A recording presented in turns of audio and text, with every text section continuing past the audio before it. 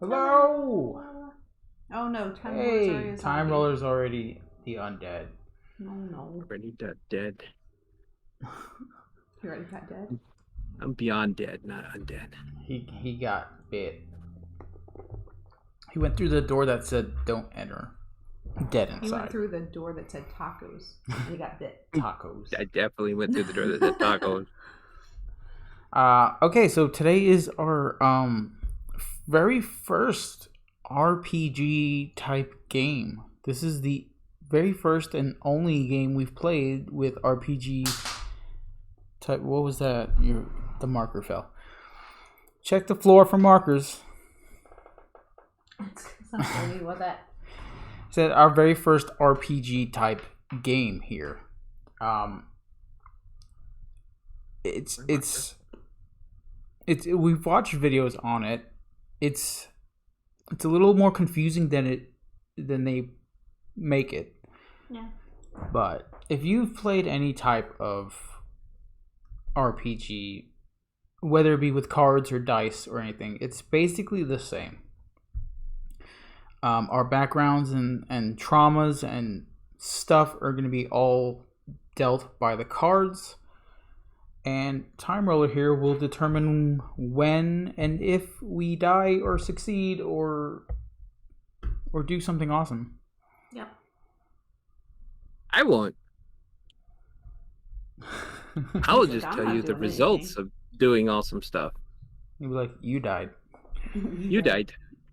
Actually, you can't. One thing that's cool about this is if you do die, you don't die immediately. I get to tell you when you're going to die, and then you have to play the rest of the game expecting it. Yeah.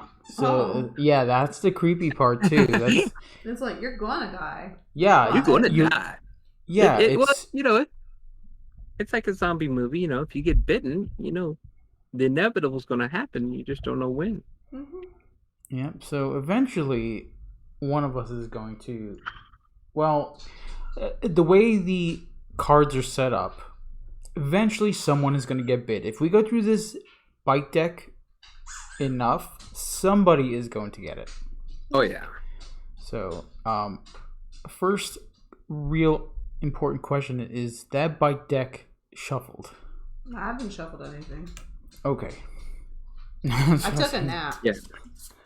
We did. We took a really good nap before this. The bite deck should be shuffled, and this survival deck you're going to be shuffling 1,000 times. Yeah. Yep. Everything else just needs to be shuffled once, and it doesn't really need to be shuffled that much because every card's different, and it's the first game. So, so welcome everybody. I'm Timeroler. I'm going to be adjudicating this game. It's a card-driven role-playing game where Maple Grande and Misty Mountain Girl are going to be rolling up. Or I guess you're not rolling because you're flipping cards to create characters in a zombie apocalypse world and try to survive for a few days. Yeah. It's going to be the worst days of their lives. I'll tell you that right now. I think that's a soap opera. Worst days of our Worst lives. days of our lives. Worst days of our lives. As zombie virus goes through the hourglass, so are the worst days of our lives. Yeah. So the first thing we're going to decide and create is our enclave. So we have a little enclave character sheet here, and the base game for Zombie World comes with 2 enclaves you can choose from: the prison and the hospital. And I suggest we play the hospital because the prison could be a little darker than necessary for a first playthrough and for this channel. So we're going with the hospital. So go ahead and flip those 2 cards over for the hospital. And we'll see that the hospital starts with 2 main things. Starts with medical facilities, which will give you a bonus anytime someone's getting treated for injuries or whatever. And you have the lost ward. When you dispose of the dead, will be putting them into a secure, zombie-infested, locked-up parts of the hospital. Oh. That's Um, great. I mean, so we're So feeding the zombies so they don't ba- get us. basically what that does is it allows you to pick, when you're disposing of the dead, it allows you to pick 2 cards from the bite deck and pick the best one, rather than having to just pick a card and hope you didn't die while you were disposing of the dead. Okay. So it gives you 2 bonuses there. And then we're going to be picking um, the scarcities, population, surroundings, and advantages. Scarcities are things that you don't have access to while playing. Anything that you choose as a scarcity is going to be more difficult to get. Privacy. Oh That's no, gonna be one of them. Cosima. Oh no, that Cosima's sucks. internet's bad. Oh no. Is it just Hopefully it'll get. us? Looks like they're using somebody else's internet or something. It's not working well. So scarcity, the stuff you pick on scarcity is just you can still get it, but it's going to be more difficult to get than other stuff. Surroundings tells you what's located around the hospital for access of getting things you need. The population is the people living inside the enclave that have maybe some special abilities, and advantages are things in the hospital that will give you a bonus if needed. So what's going to happen is first, Maple Grande is going to take the card for Hospital 2. And throw it away. Throw it. And he's going to pick one thing off this list. And then Misty Mountain's going to pick something. Mm-hmm. And then Misty Mountain's Drew's going to pick break something. The pen that came with the game. I broke the marker. So what we're going to do is we have to pick 2 more things off of each category. Yeah, because there are already stuff that's checked off here. So Yeah. scarcity, so security, and so if you wanted to write security, Oh, there already. yeah, I can't. and a group of surviving patients. No, they're gonna be bait. already. All right, scarcities. So we don't really discuss this. We just sort of pick it, right? Yeah, there's no discussion here. You just pick one, and you can pick from scarcity, surroundings, population, advantages, whatever you want to pick from. Do we have to have a certain amount in each category? Yeah, we need 2 more from each each category. Okay. And when you pick it, depending on what it is, you're going to need to describe how it helps or why it's a scarcity. All right, so I picked advantages, generators.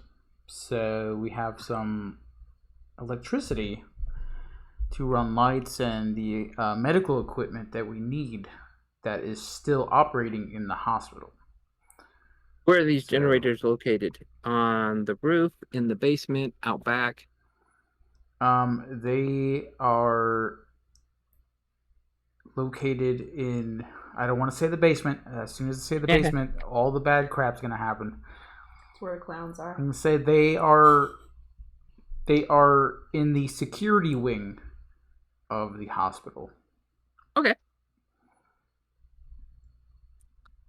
And then you give the card to Laura, and she gets to pick 2 of them, actually. 2? Because it's serpentines. First player, second player, third player, fourth player, and then it goes back 4th player, 3rd player, 2nd player, 1st player. Why isn't there a population of pirates? I'm going to add that. I guess we could change it from a small group of police to a small group of pirates.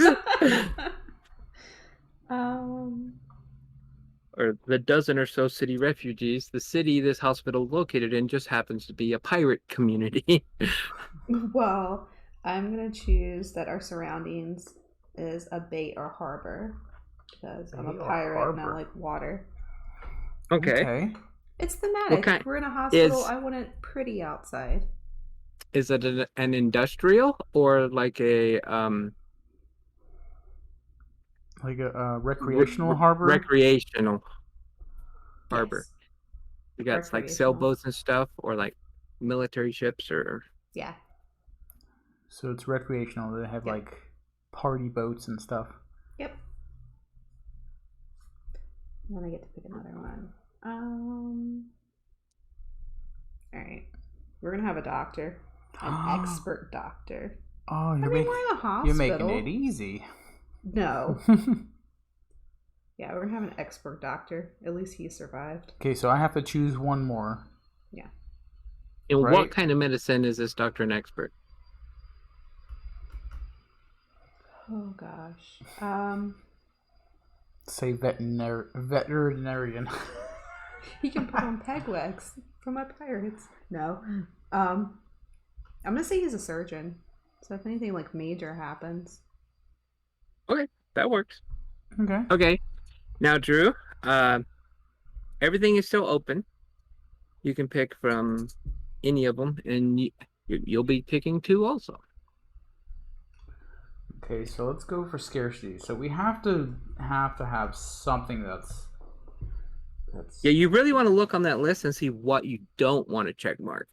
Yeah, that's kind of what I was doing too. When it's panic. No, it's not. Hey, Phantom. Phantom.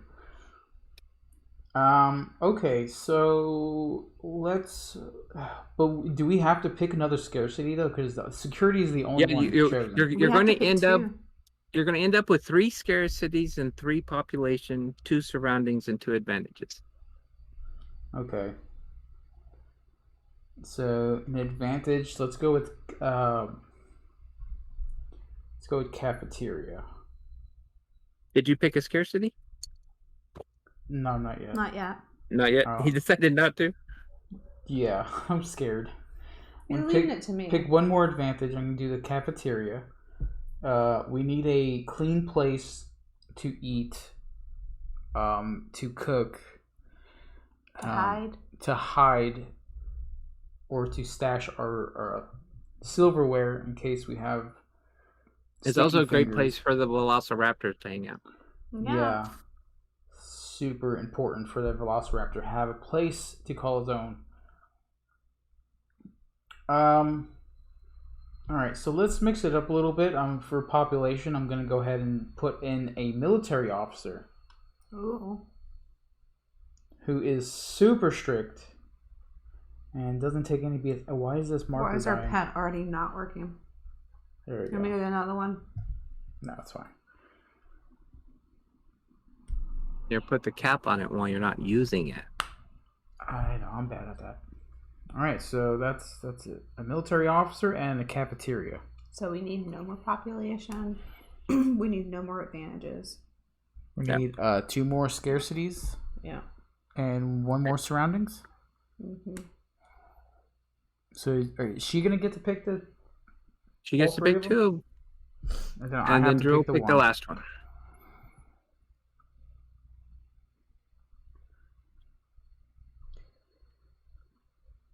Oh man, these scarcities suck. Yeah, they do. I mean, we're in a hospital, so I assume we're gonna have medicine. Yeah, I would not check that off. I'm gonna check off privacy. Privacy. I'm gonna go get another pen. Yeah, the pen's dying Because already. I don't know what's going on with this one. We literally just got this thing. Oh, it sucks. It's an official Zombie World marker. Official, it sucks. I don't know. I've used mine several times and it works fine still. You just need to put the cap on for a little while.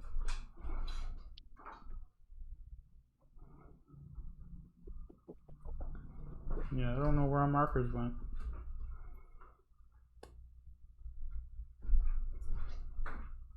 Was this the only marker that came with the game? Yes. Yeah, it only comes with 1. But after you do this part, you're not going to be writing down a lot of stuff. The box was going to work. I didn't plan out having an extra pen. Get one of the roll and writes that has the markers in them.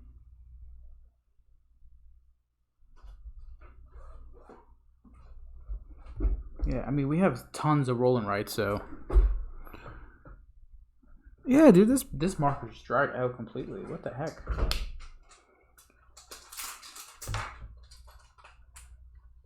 It's okay though. We have extras. They're not official Zombie World markers, but they will do. Perfect. All right, those work. All right, so we have no privacy. No privacy, no markers. Yeah, that's not something we can have. Suburban comforts. Does that mean like beds and couches and stuff like that, or like radios, televisions, workout equipment, Okay. yeah, I did blankets, privacy because I beds. assume we're not going to have the entire hospital because Yeah. it was overrun. That's why I did Probably that one. what it is everybody in town knows that the hospital has medicine, food, So everybody's supplies, coming there. and so everybody comes by here at least eventually. And it has lots of windows, and it doesn't have like a fence around it. Yep. It's just straight hospital. All There right. was a I'm lot going of to people say that here. we have a ruined part of the city. Unlocked revolving doors that constantly spin around when no one's around. Scary stuff. Okay, so I have to pick the last scarcity because you're a butt. Yep. What part of the city is ruined? Is it like the industrial complex? Is it the interior, like the entertainment area? Was it like suburban area? Yeah, let's go for the suburban area. Okay.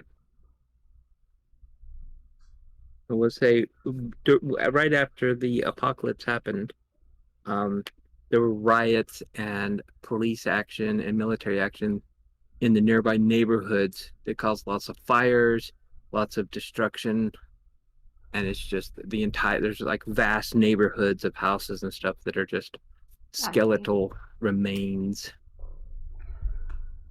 But it's pretty because there's a It's harbor. But it's pretty.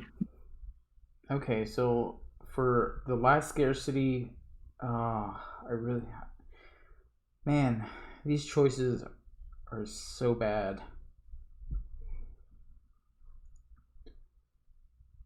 All right, well, since it's the hospital, you can imagine that the food sources there are pretty much limited. You have the stuff that is in the Vending machines. in the vending machines.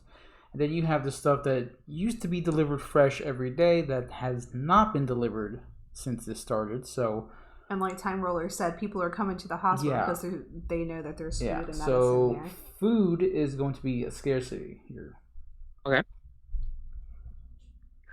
Hope you die first. I need food. So that's what that looks like. For anyone that wants to see. Well, Okay, you so gotta just write to it down. go over, make sure I got the same selections as y'all. We have security, food, and privacy are scarce. We have a recreational harbor and a ruined suburbia located around the hospital. There's a group of surviving patients, an expert surgeon, and a hardcore military officer Yes. located inside the hospital.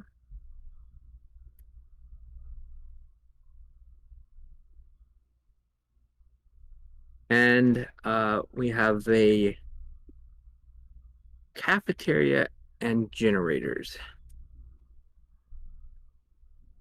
Okay. Now we can now we have to name the hospital. I'd like to name So- it Valhalla. Because everybody's gonna die here? Because I find comfort if I do meet my end there. at least. But that is just my opinion. We can name it whatever. I'm just writing things.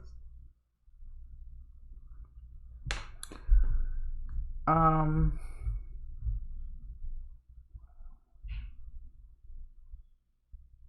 I don't know what would be funny. I don't know. Shall we name it Dice Hospital? Cool. That would be great. Let's do it. Dice Hospital.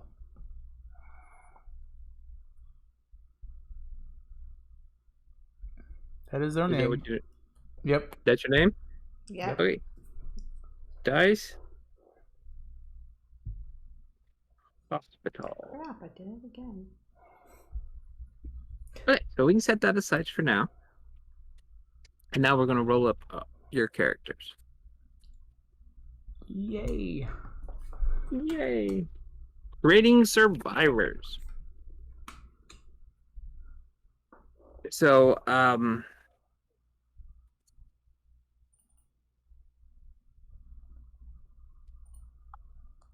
each player gets their own survivor playmat copy of the basic moves. Then, each these are secret. Yeah, so this is what the game comes with. It's a sheet with all of the basic moves that your character can do, and then on the other side there is a whole other set for what you can do for actually fighting the undead. So that's pretty neat. Yep. Yeah.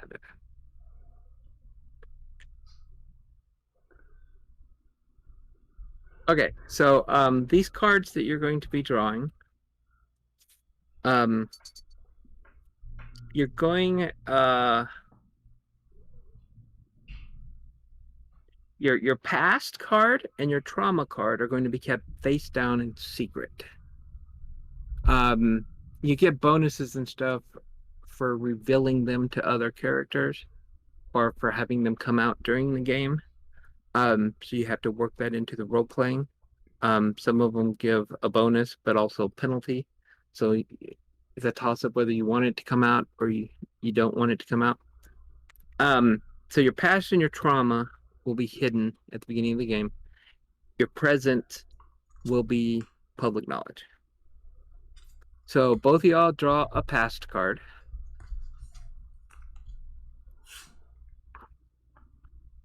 Oh my god, are you serious?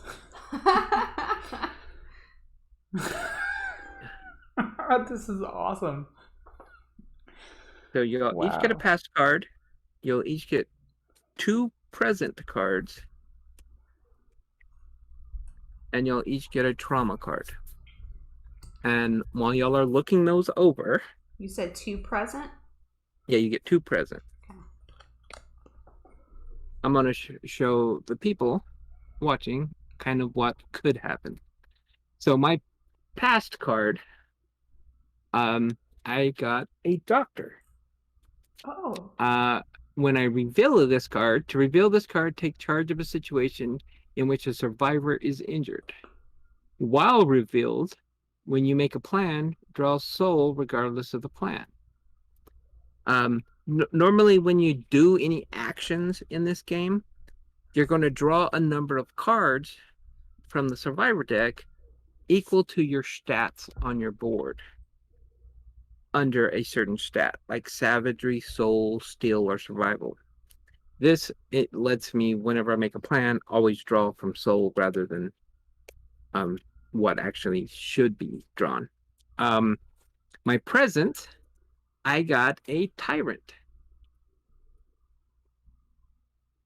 And it kind of, I lead a gang of survivors who back your control of the colony.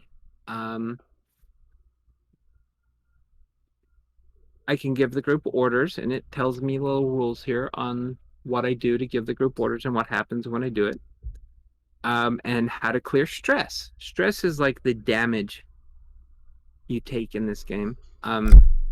You want ways to clear stress.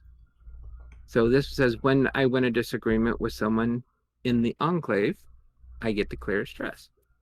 My other present is actually you get 2 present cards and you pick one. Okay, that's what I assumed. Yeah. So I could either pick Tyrant or I could pick Enforcer. The Enforcer one is I get a +1 to my savagery. To clear stress when you physically intimidate someone into obeying your boss's orders. So I would pick one of these and put it face up on my card. And then my trauma is obsessive. When revealed, pick another survivor to be the target of your obsession. While revealed, when you take one of your obsession's possessions, clear your stress track. Draw +1 when you make any move against them.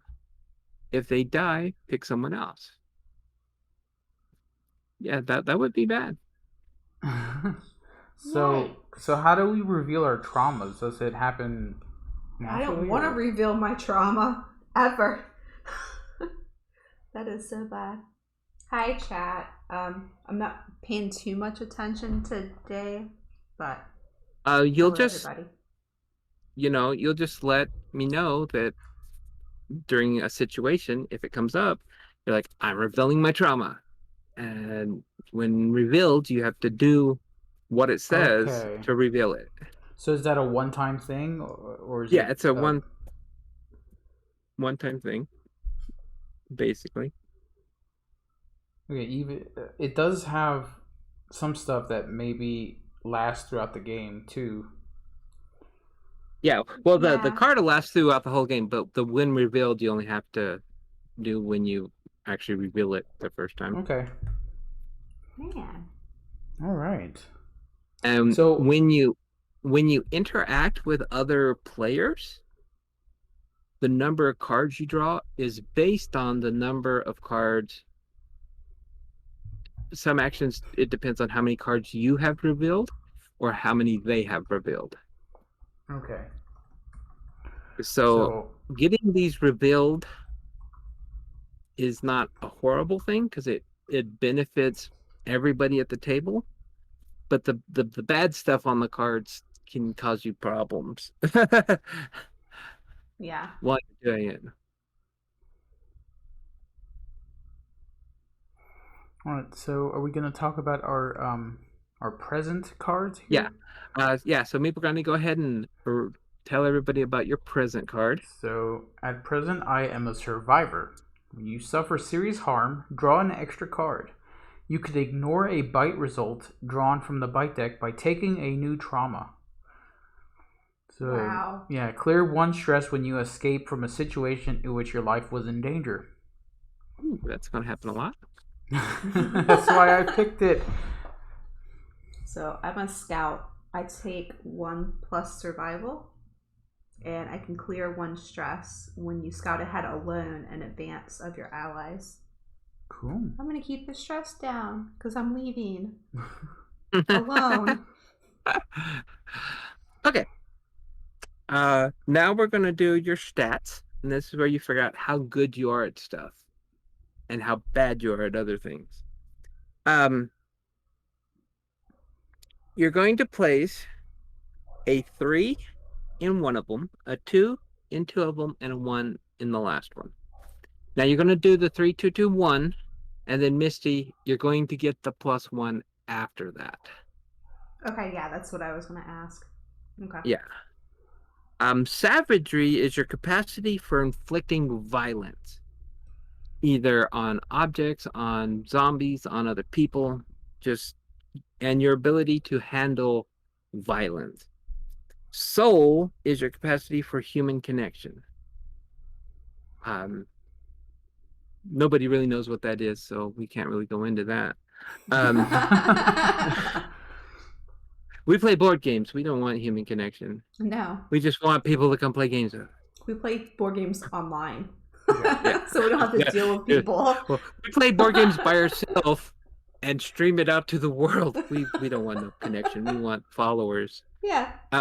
Steel is your capacity to keep calm and in control. Oh, man. survival, your capacity to survive at any cost. So that's the eating the rats, you know. Ew. So yeah. Y'all can discuss Yeah. this. Think about your present and your past. That will definitely kind of go along with these selections. I just love just what I've got. It's so it just works so well, the cards together. Oh yeah. It's so good. Like these guys put a lot of thought into these cards and how well they have synergy in between them. And they're specific, but also they're not.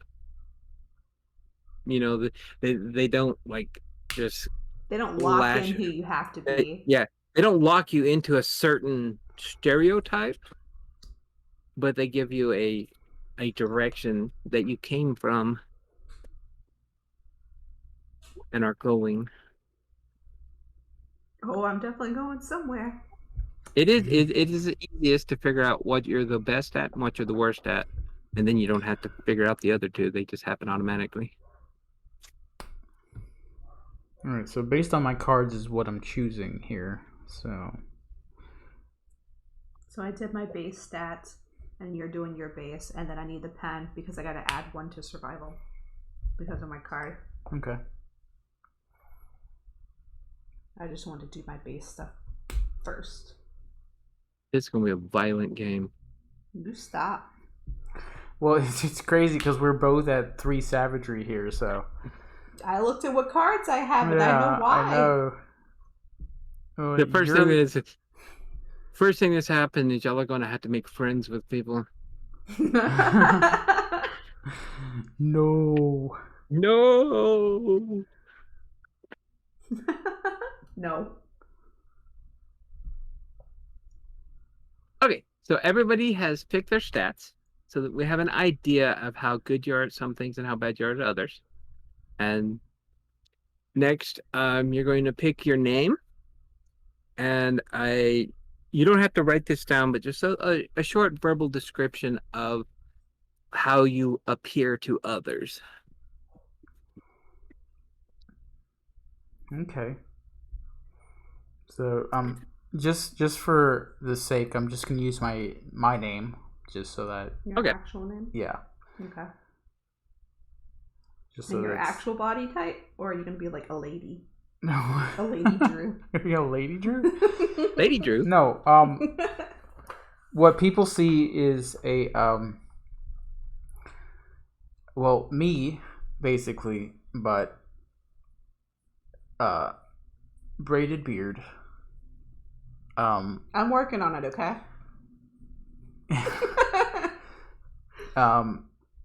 Weird I cannot mark braid my way out of a shoebox. Weird tattoo marks on my face.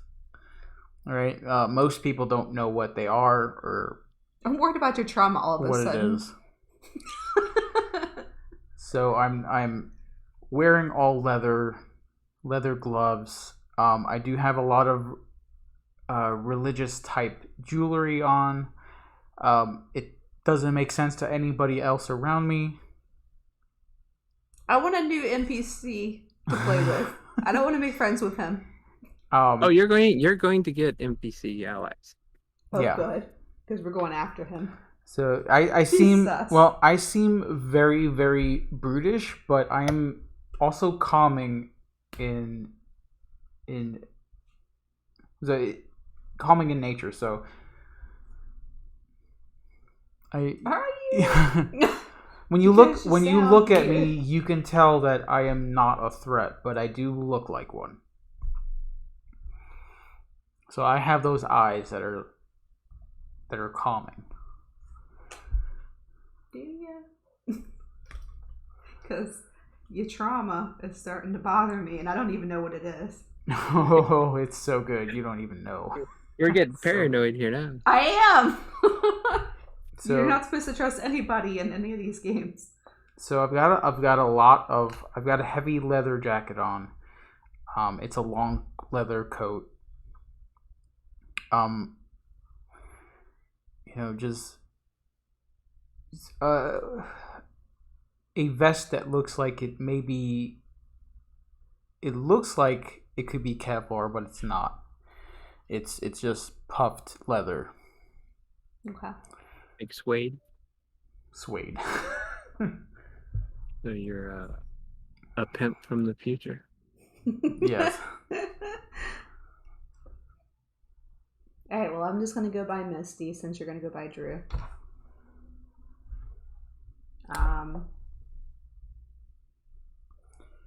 Yeah, I should have thought about my appearance and well, I guess we needed our cards first. Well, my actual name is Through. Through? Through. Like THREW? Through? THARU, but Drew is the English name for that. Oh. Okay. So that's fine. So how descriptive do you want our appearance to be?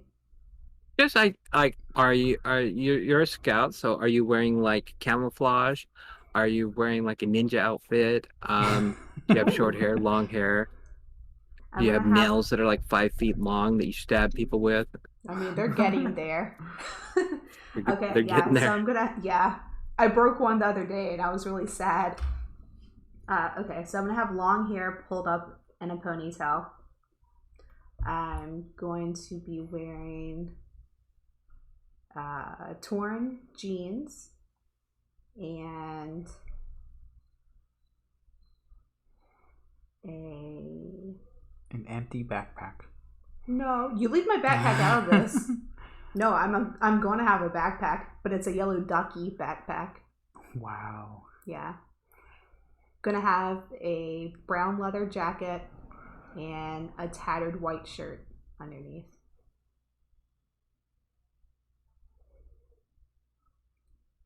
And skater sneakers. Okay.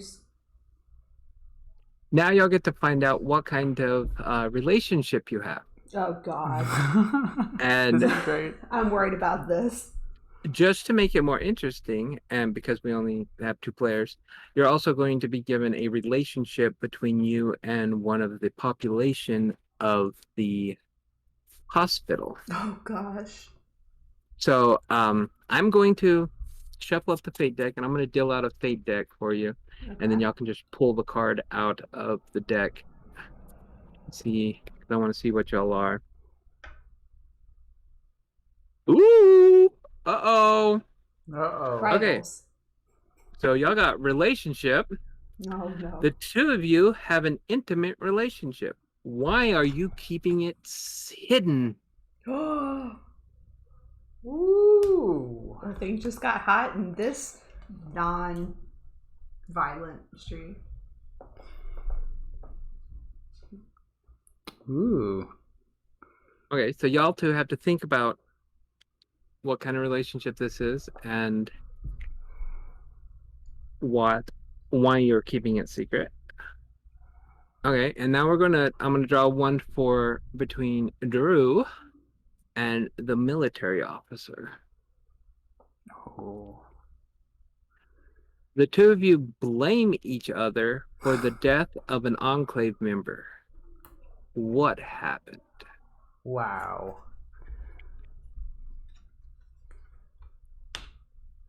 Blame each other. Well, I guess the military officer is very pushy and wants people to do things that they are not capable of doing. And I guess I talked to this person and let them know that they didn't have to do anything. And I don't know. I'm lost. And they died? And then they died. No. Oh, so he gave them an order and you said it's okay, you don't have to do it. And they died.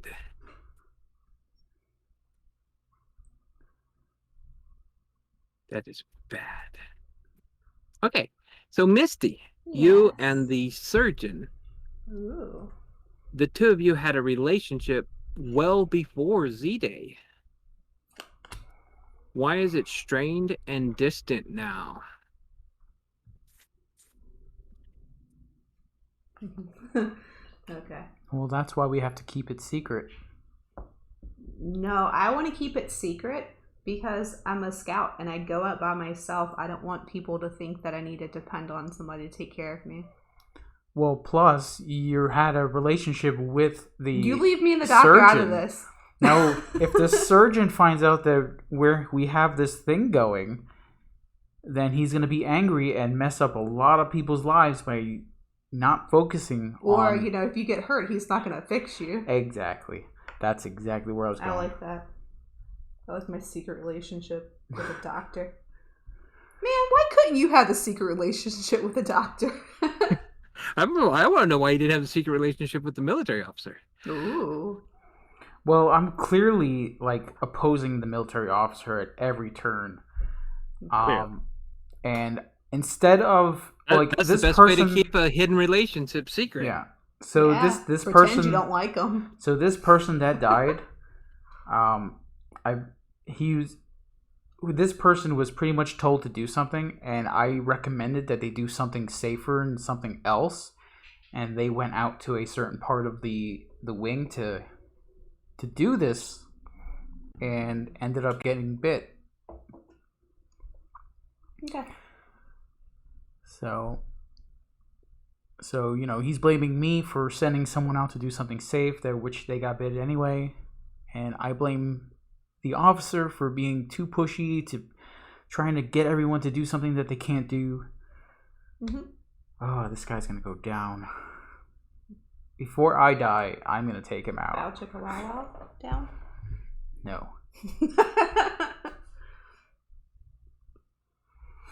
Okay. So now you get your allies, the people backing you up on your plays during the game in the Enclave. These people live in the Enclave with you. They're your sidekick. They back your every play. You've got a pretty good relationship with them. So each of you go ahead and draw a population. Oh, well, right now, one thing you can do is if you want to toss the past and present and the relationship decks, we're done with those. Okay, so present, past, and relationship.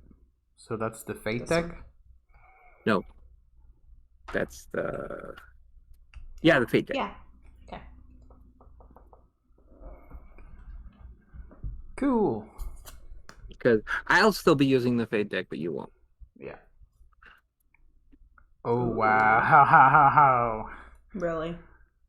I got Virginia Kempf, the burglar. I have Hazel Nemeth, a high school teacher. Oh, okay.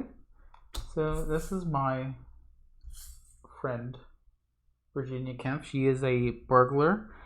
Her skills include bartering, scavenging, and stealth.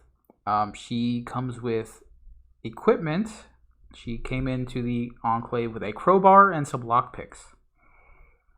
So, Hazel's skills are empathy, instruction, and manipulation. Wow. And she came in with a textbook and a whistle. She came in like a wrecking ball. With a textbook. With a textbook. Yeah. Do you need to move your board over? Yeah, that's what I'm doing. Okay. Because I can move mine over more if I need to. No, we're good. Oh, God. Take us your past. My trauma's gone.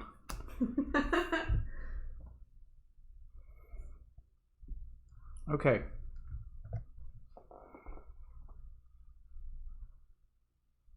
Okay, so basically these are people you can say, go do this, go do that. When you tell an ally to go do something, it tells you on the bottom of your character sheet how you handle that. You'll draw 2 cards from the survivor deck. If what you're telling them to do is aligned with their skill or the equipment they have, you get a +1 to the draw, or +2 of both. And on a triumph, everything goes according to plan. On an edge, the plan works, but something bad happens.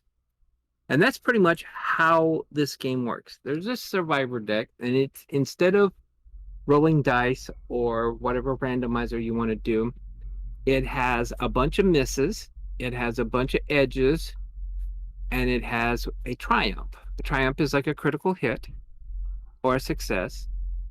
Edge is a success, but with bad things that go with it. Miss means you didn't work. There's also an opportunity. If you mark a stress, it counts as a triumph. If you don't mark a stress, it counts as a miss. And basically what you'll do is we'll show every time you need to draw from here, you shuffle it up, you draw however many you're supposed to draw, you flip them over and you pick the best one. So the more cards you draw, the better chance you'll get a triumph or at least an edge. Okay. Because misses in this game are bad. Yeah. Yes, they are.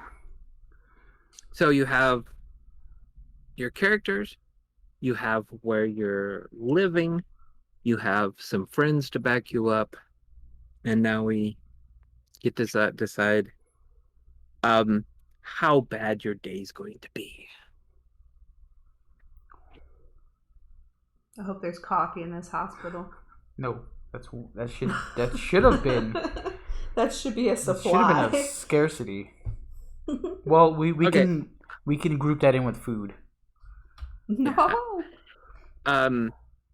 Anything your character would normally possess, according to your present card, you have access to,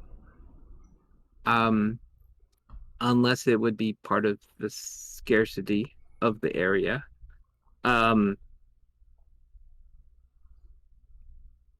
You have a little leeway. Um, if it is a scarcity, there's a higher chance that you would have it if you normally would have it. Most of the scarcity stuff is for if you went to look for something in the hospital or the surroundings. This is the stuff you would find. This is the stuff you wouldn't find. The stuff on your physical person and stuff is pretty much set by your present card, how you've been living up to this point during Z-Day. So I'm going to draw a fate card. It has a time passes part on it, and it's going to say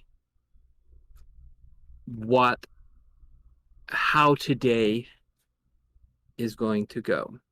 And then we're going to go from there. A lot of times you're going to have something that needs to be done or some problem that's going to come up. You're going to need to make a plan of what you're going to do that day to help yourself survive. And then we're going to take actions to accomplish these events. So let's see what happens. Yay, Act 1. See? Okay. So that is what's happening today. Okay. So today the sun comes up like any other day.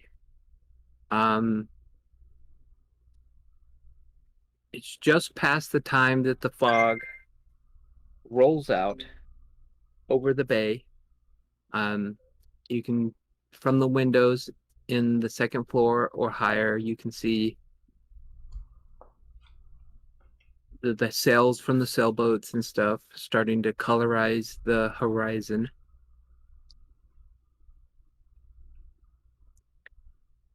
You've kind of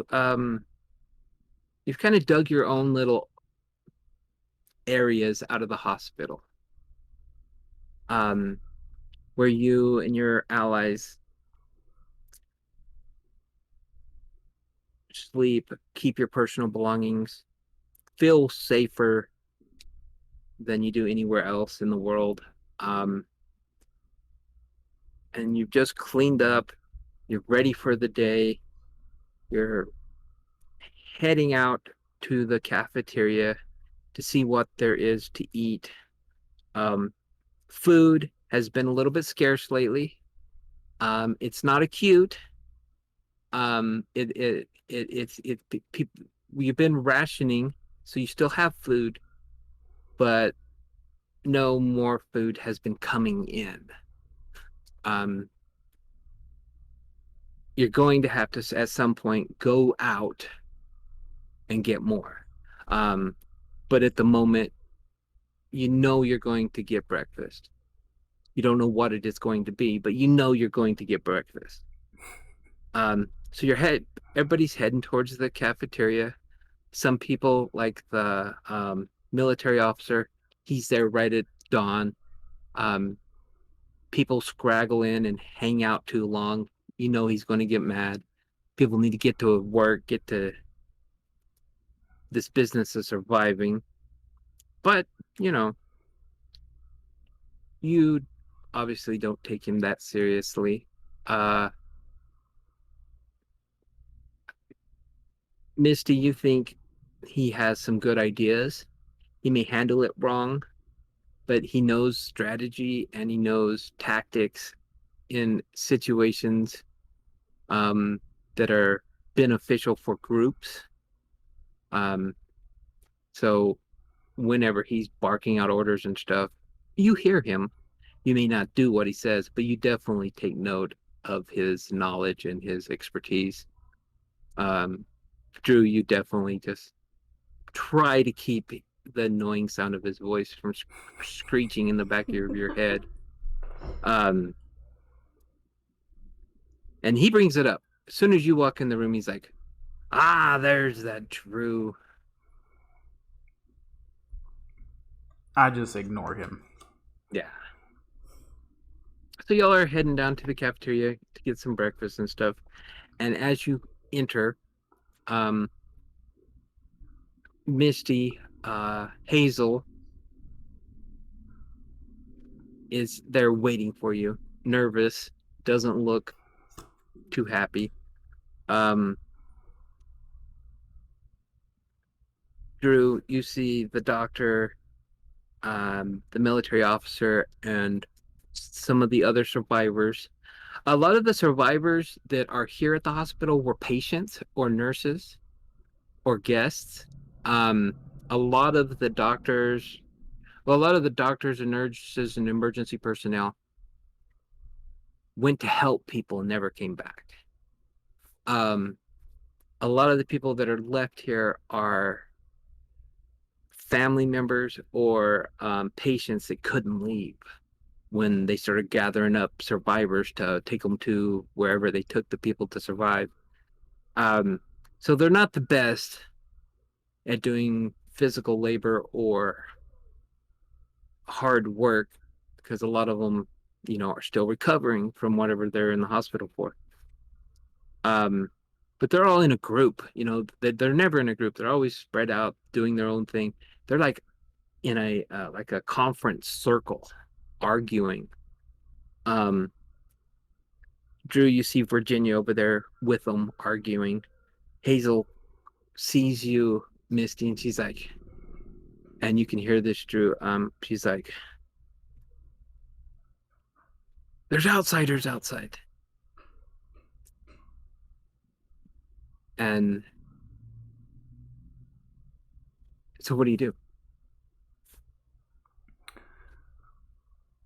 What do you think we should do? Kill him. Kill? Wow. No. Straight up. Misty got dark. Well, how big of a group is outside? Can we look out? Can we look outside and see them? Yeah, she walks with you quickly to the window, and you can overlook like the south parking lot. Out in the distance, you can see a helicopter that's burnt to a crisp, sitting on uh the landing pad there. And right there, just inside the parking lot, is like a tour bus. Like one of those big tour buses with blacked out windows and everything. Doesn't look like a school bus, but you know, it's a fancy looking tour bus. And there's like maybe 15, 20 people out there unloading it. And it doesn't look like they're unloading food or supplies. Well, that's definitely a problem. Yeah. Ste- I Virginia is good at stealth, so I think I want to ask her to maybe get out there and see if she can hear what they're talking about. Okay. Okay, so you want her to um go spy on him? Yeah, she's good at stealth, so and she's got a crowbar just in case she needs to use it. Oh my god.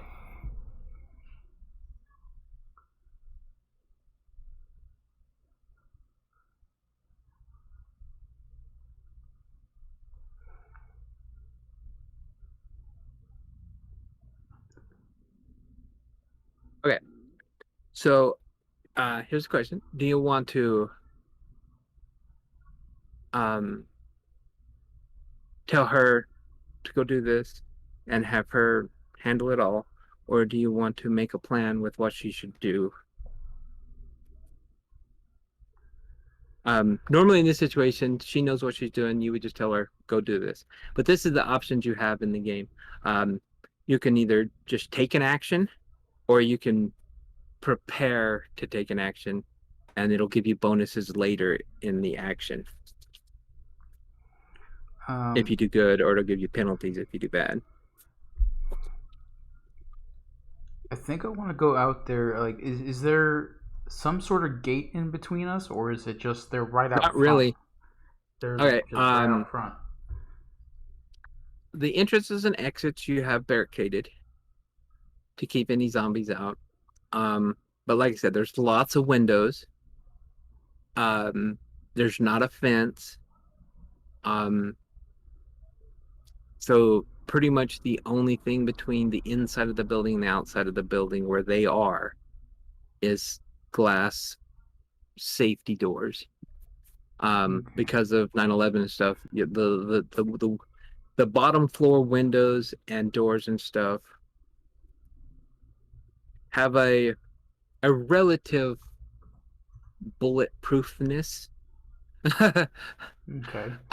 to protect people, but it wouldn't take a lot to get through them. All right. So if they want to get in, they're gonna get in no matter what. So I feel like I should go out there and talk to them and see what I can find out about what they want, and I'll have Virginia sort of go around the corner, sort of spy, see if she can hear anything different. If she feels that if there's a threat, she can somehow give us a whistle or something. I mean, she does really good bird calls, so Yeah. she does a really awesome raven caw. It's really great. You should hear it. Okay. So that is the plan. What do you think, Misty? Are you for I'm this plan, against this plan? Don't care what he does? He can do his own thing. I'm sure he can take care of himself. I'm gonna stay in here and try to calm down everybody that's in this huge group and yelling, and try to keep some Okay. peace and find out what's going on. Okay. Drew. Uh, it sounds like a good plan. Let's see if it is a good plan, and let's see if you're any good at it, at making plans. Yeah, Um, so being a survivor, of course, I'm gonna have a survival knife on me, just in case. It's not the greatest of quality, but it's got me through a lot of really rough times. yeah. Yeah, but do you have a rubber ducky backpack? No, I No. don't. But that's all I'm bringing out with me. Is it visible? What? The knife? Or are you like hiding it? Because if you go out waving a knife around, Oh it might no, be bad. it's in a sheath on my Okay. belt, I so was it's just clearly curious. visible, Okay. but it's gonna be sheathed. So Okay. Well, right now we're just checking on how good your plan is going to be. You go ahead and shuffle up that survivor deck and draw a number of cards equal to your survival plus one. all right, so that plus one is because that goes with the Virginia's skill set, right? Uh, well, it's because you're being supported by an ally. Oh, okay. This has nothing to do with her sneaking out and being stealthy. This is just your preparation for going out and talking to these So I got people. an ego boost from Misty Yeah. then. Okay, I'm And drawing. nobody told you you're going to suck at this, so that's pretty much why. All right, I'm gonna draw 3. Dance, Misty, dance. I'm gonna do these one at a time. Misty's trying to survive. You have to wait for dances. Oh, a miss. Do you want me to do things this way? Yeah, put them on the side. Whoops, I just moved my entire board. That's a miss. That's a miss. Oh, it's Throw- another miss. This is going Throw them up there on the basic moves card. Up here? Yeah. Or that'll work too. Okay, so you got 2 misses. Oh, Okay, wow. Wow, you were really great in doing that. Wow. You would dance when we pay for it? Wow. We're gonna have to bump up my pay. Jeez, man. Already. Really? 3 misses? Hey, it's better to get that out of the way making the plan than...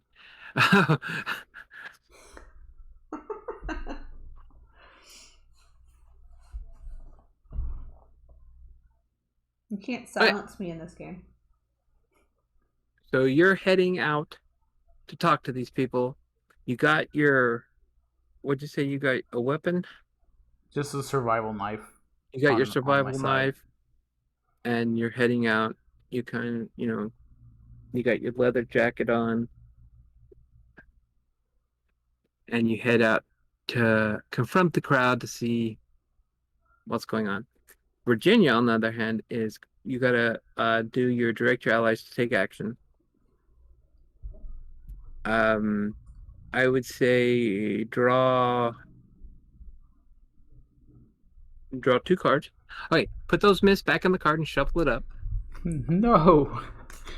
I don't want to. Fortunately, you have to shuffle it up before every draw.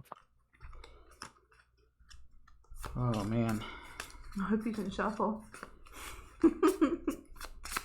I'm doing the same shuffle I always do. This time I'm going to cut the deck in half. Maybe that'll give me a fighting chance. Okay. So he's had 2? Yeah. You're going to draw 2 cards. Oh, 3 cards. You're going to be drawing 3 cards. Because she does have the stealth skill. Alright, here we go. Triumph. I don't even need to turn the other ones. No, we'll see. And a miss, and another miss. Oh my god. Oh my gosh! How many? I haven't looked in the deck. How many miss cards are there? There's a lot. Are there? Okay. I assume there's more misses than anything. I think there's equal numbers of misses as edges. And then there's Okay. 1 opportunity and 1 triumph. Oh. Okay. Okay, go ahead and throw those back in the deck. So Drew heads out to talk to this group of people unloading their equipment from the bus. And Virginia sneaks out the side entrance and heads out to the shrubbery behind the bus to listen into the private conversations of the people unloading stuff from the bus. So, Misty. Yeah. Yeah, you hear 2 sides of a conversation from the people gathered in the cafeteria. One is basic needs. These people might have stuff y'all could use. The other one is these people are going to take the stuff that we have very little of. What stance are you backing? Either of those 2 stances so that you can have part of the crowd to back you up, or are you going to try to sway the entire crowd to a different point of view? I'm gonna go with the crowd that says there's too many people. They're just gonna take our stuff. We Okay. have enough mouths to feed here, and we are starting to lack on food. We don't have that much space here, so I don't think we should take in anybody else.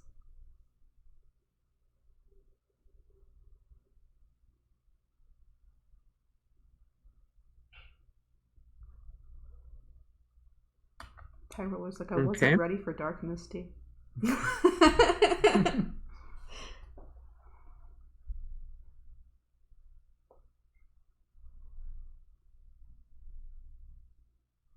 Okay. So we're going to say you're going to try to calm An NPC down? an NPC down. Okay. So you're going to be using logic or reason. You're going to be drawing steel, Mm-hmm. and you're going to get a +1 to your steel with Hazel backing you up with her instruction and manipulation skills. Alright. So I'm drawing 3. Yes. Ooh. Yes. Edge. Edge. Ooh. Ooh. I pull a cool card. Okay. With an edge, Mm-hmm. you get to pick one of the 3 outcomes. Ooh, okay. They keep calm for some time. They reveal their true concerns. They don't hold you responsible. I don't know what that one would mean. That's not the one that got everybody killed. Yeah, right. Um, I want them to reveal their true concerns.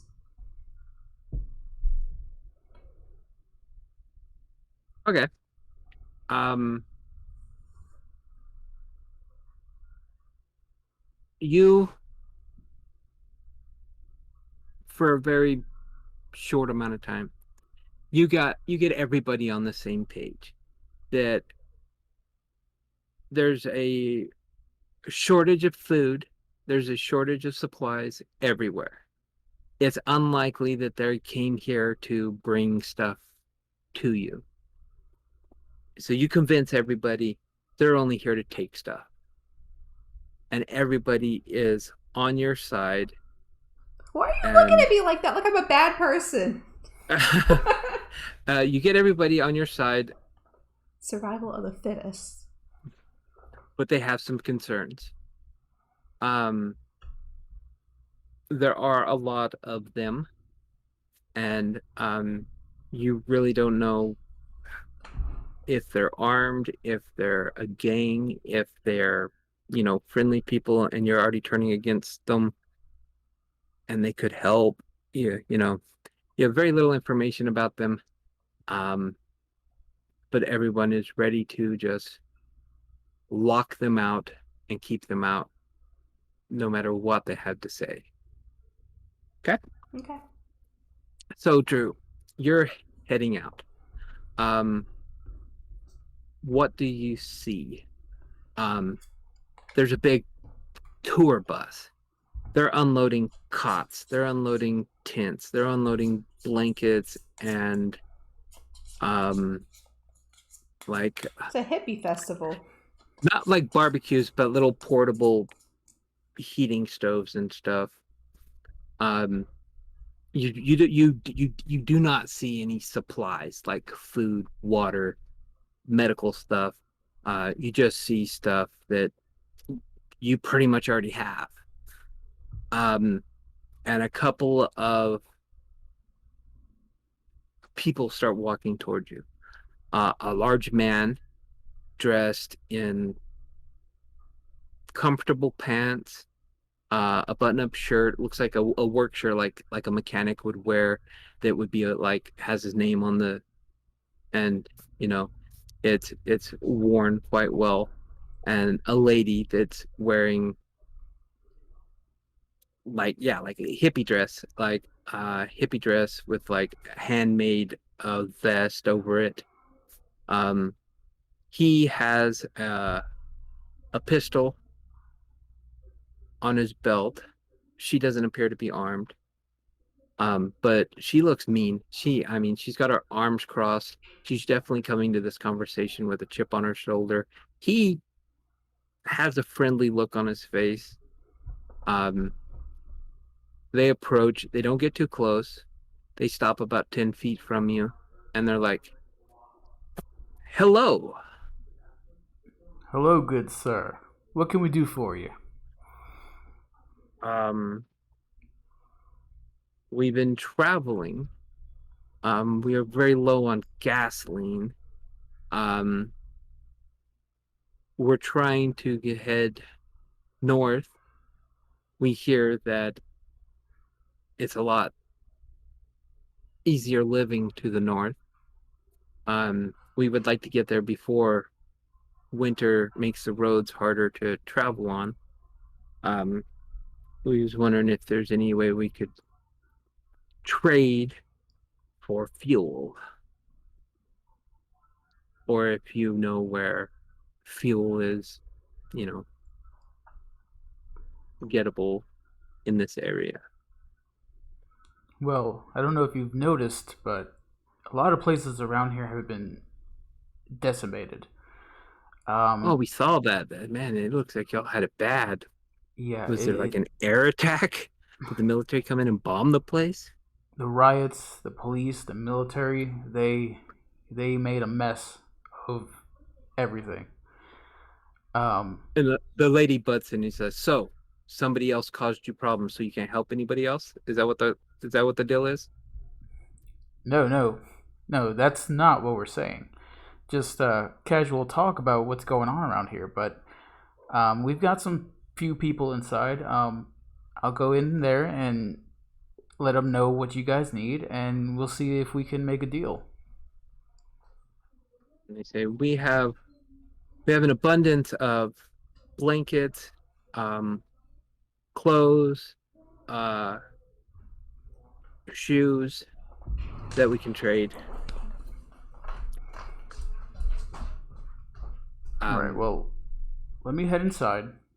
Let the others know. See if they need any of that stuff, and I'll come back out and let you know. And I'll see what we've got in stock as far as gasoline is concerned. okay. They head back to their bus. Some other people come up and talk to them, hush hush, and you head back inside. As you're heading back inside, you see Virginia sneaking back in the side door. And as you head back towards the cafeteria, uh, Virginia meets you out in the hallway. You do not hear the ruckus that was in the cafeteria anymore. Okay. Um, whatever has happened in the cafeteria has become calm. But Virginia shows up and says, um,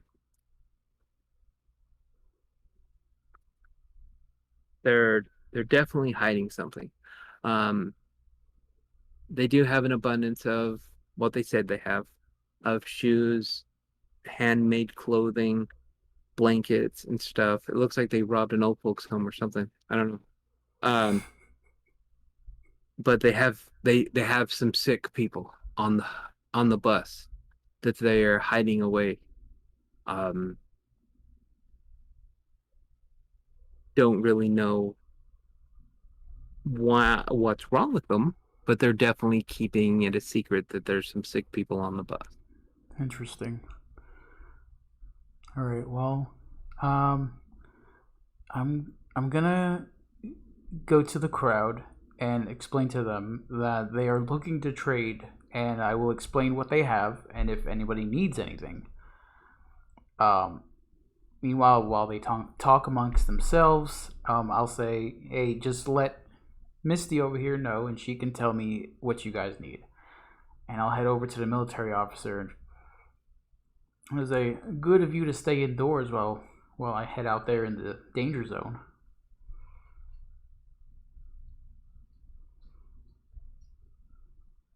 Well, we decided as a group while you were out there doing your own thing, um, not to help them. Wow. Um, Am I not few of the part of the other group? few of the other people says, no, it's not what we decided. Um, Oh, it most certainly is. it's a consensus that they want stuff and we don't have much to give. And so there's it we giving an inch, they'll take a foot was the consensus. And we're not going to give an inch. Um Hazel um pipes in and says, "Okay, you say they have blankets, clothes, shoes to trade. Unfortunately, that's something we have an abundance of. Um, uh, we have lots of beds, we have lots of sheets, blankets, we have scrubs, we have um, clothes. So yeah, that's not something anything we need. Um, Hmm. Very well. I'm gonna ask Virginia to maybe keep an eye on the window, just to give me a raven call if anything weird is going down. okay. Um, Virginia does say that um, she has gone out in the neighborhood a couple of times with Misty, and Misty would know this. Scouting out areas to get supplies and stuff. Y'all have already raided most of the small businesses in the area and stuff. Um, but most of there are quite a bit of truck stops, gas stations, repair shops and stuff along the interstate going north um, that would have vehicles and stuff with gasoline in them, diesel. The truck stop and stuff, you're more likely to find diesel and stuff. You need diesel. Um, but you know, you Yeah, don't have that I'll ask her how. inside. You don't have that inside the building. All right, I'll ask her how close this truck stop is. Is it walking distance? Oh, well, I would say uh, the abundance of available gasoline probably wouldn't be within 15 miles. Within walking distance of a day, but not comfortable with zombies and stuff running around. Um, but it didn't look like the to you and to her, it didn't look like the bus was stranded. They pulled in, they turned it off, they parked. They're probably looking for gasoline before they ran out of gas. They didn't run out of gas and show up. Um, so if you wanted to pass on that information, they may pack up and leave without a big deal. If that's why they're really here. Okay. I also, among the military officer and Misty, I'll let them know that Virginia did see some sick people on the bus. So I think, as a gesture of good faith, we have plenty of medicine. Maybe give them some painkillers in addition to this information Okay, you about the truck mentioned stops. possibility of sick people on the bus, and the room goes into a hush, quiet. People are looking at each other like there's zombies outside. They're going to attack any moment. Um, Misty, Yeah.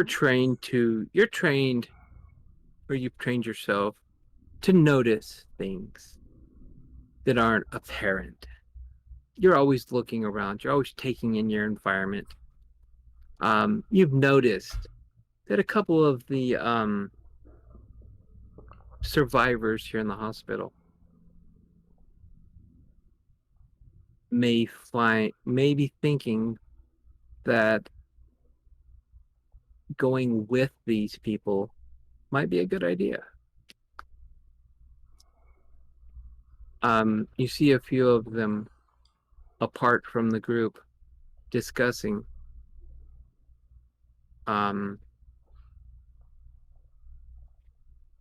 taking their share of the supplies and leaving with them. Kind of a situation brewing in the back. Okay. Hey, is this knowledge that we all, or just you, know about this? I'm gonna assume just me if Assume I'm just you. Yeah, noticing my just her. surroundings. Okay.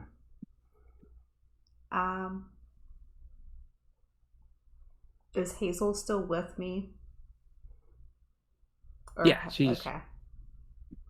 So I'm gonna mention to Hazel that I see this group that has separated from everybody else, and ask her, what do we think about letting people go if they want to go with the supplies?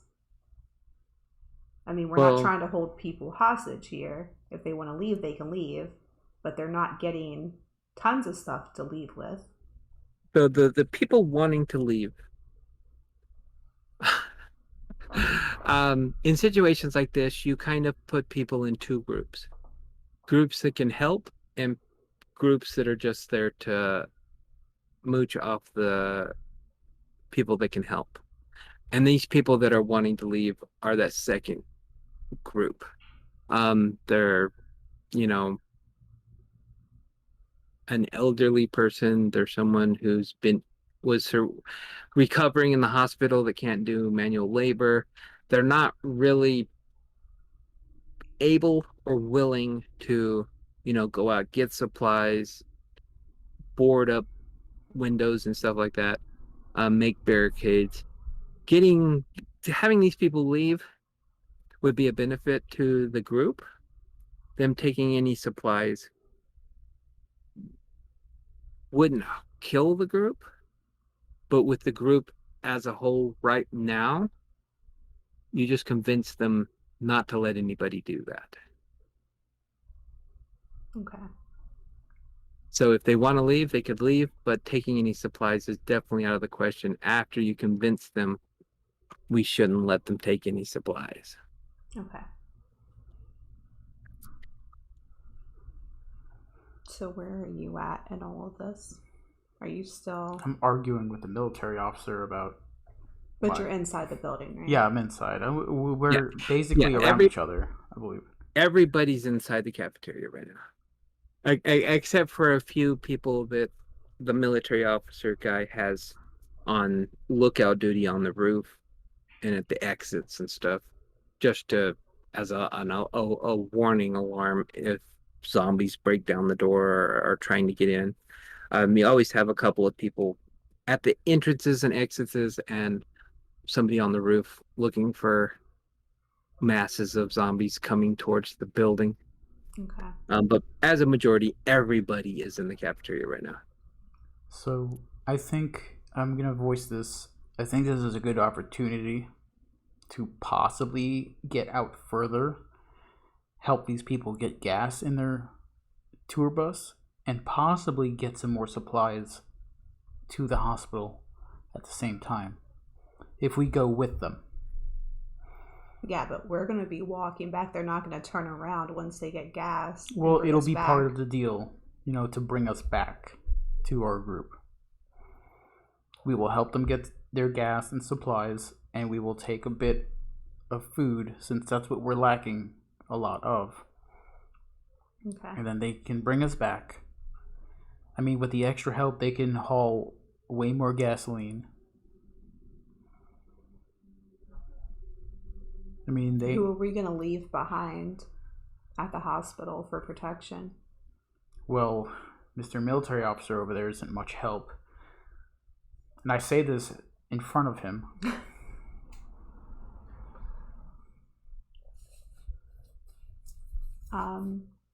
If you think that's a good idea, then let's gather a few supplies I think we should bring some medicine, some painkillers, some just med kits, stuff like that, just in case. I'll ask Virginia to come with. And I leave the cafeteria area and I go and gather a few things by myself. Are you and Hazel supporting this idea? Yes. Okay. Mr. Drew.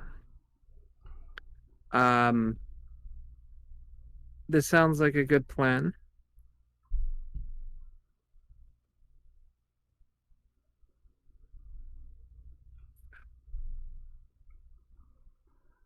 Now I've also have some herbs and some medicinal plants in a little baggie in my pocket, so that'll come in handy if need be. Okay. That's my Let's go ahead personal and stash. shuffle them cards and give me a survival check.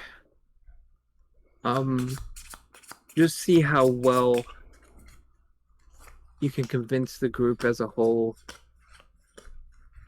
that this is a plan that will succeed. You get a +1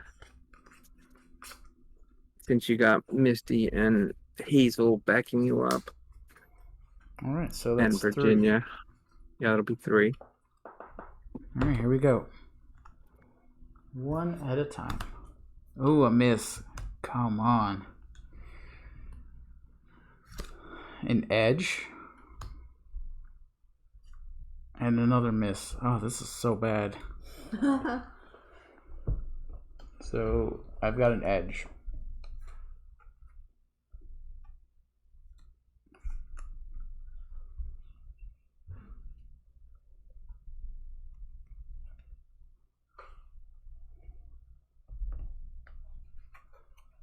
Okay. So you convince everybody that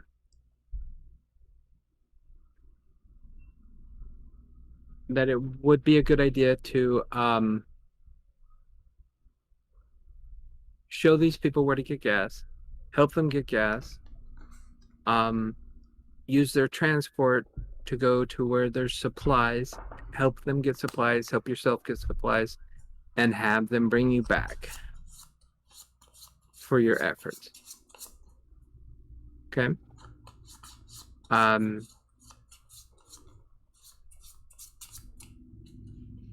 Virginia and Misty and a couple of other survivors agree to go with you. And so you head out to give the plan to the traveling Wilburys. And they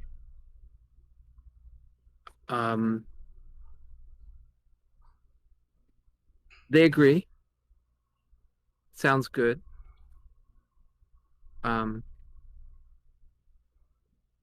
So you all load up. They the strong ones of them load up on the bus with y'all. The more family type ones stay behind with their equipment. And you head towards the nearest truck stop where you're going to find diesel that they need for the bus. And you head that way.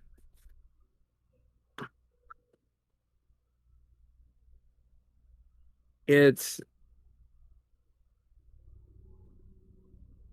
takes probably about a half an hour to get there.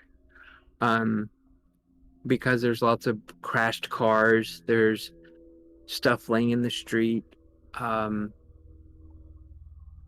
But as you're traveling, you do see roving bands of zombies.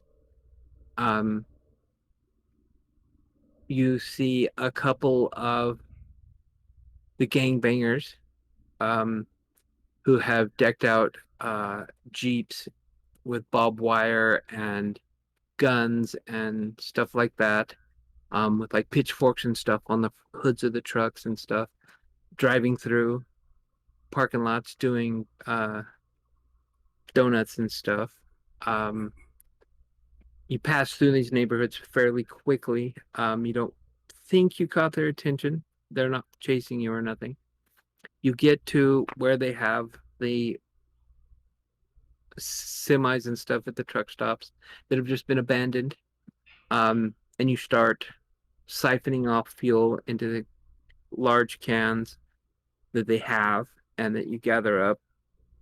And at the same time, Misty and Virginia and a couple of the other people from their side scout out the like the gas station and the convenience store and stuff attached to the truck stop and go through. There's not a lot of stuff you can scavenge. There's a few canned goods and stuff that you wouldn't have picked first time around. That you're not as picky now. Um, you do get quite a bit of food, like flour, stuff to cook with, sugar, salt, basic needs stuff to make other stuff, and then start loading it back up onto the bus.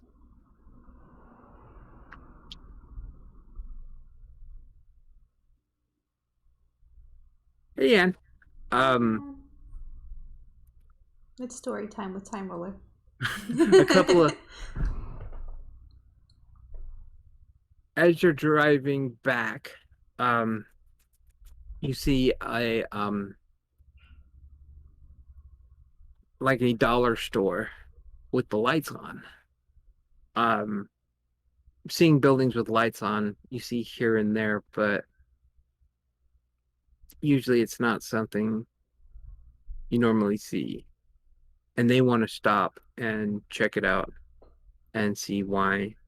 And y'all are like, no, there's probably people living there. They probably don't like, but they are insistent on checking it out. So they stop. How far are we from the hospital at this point? Oh, 10 miles. Walking distance. About 10 miles. Okay. And you got quite a bit of supplies that you would have to carry at this point. As a couple of them go into the dollar store to check stuff out. What are y'all doing? Are you staying on the bus? Are you getting off the bus and setting up a perimeter to keep an eye out, make sure no one attacks the bus while you're sitting here? Are you keep watching their backs at the dollar store to make sure they don't get attacked while they're in there?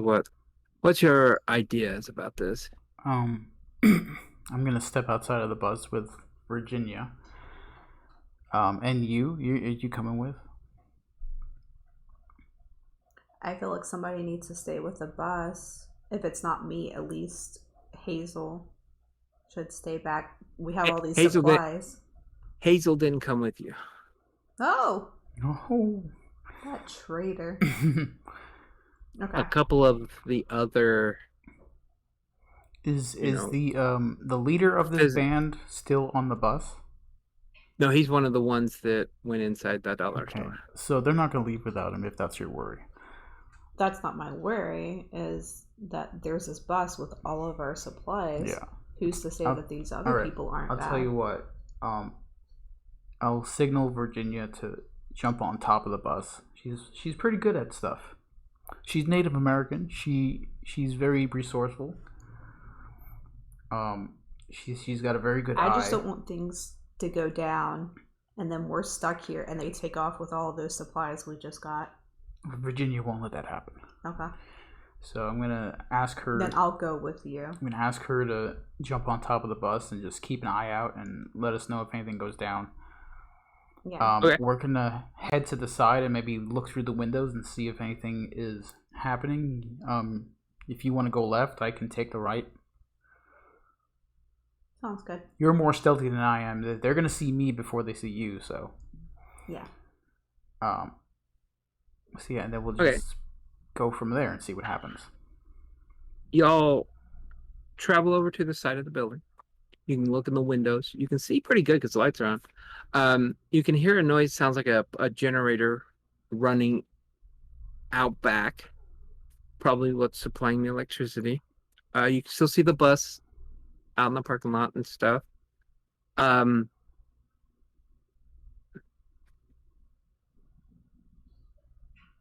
you can see the two guys that went inside, um, talking to some people, and it looks like they're trading, um,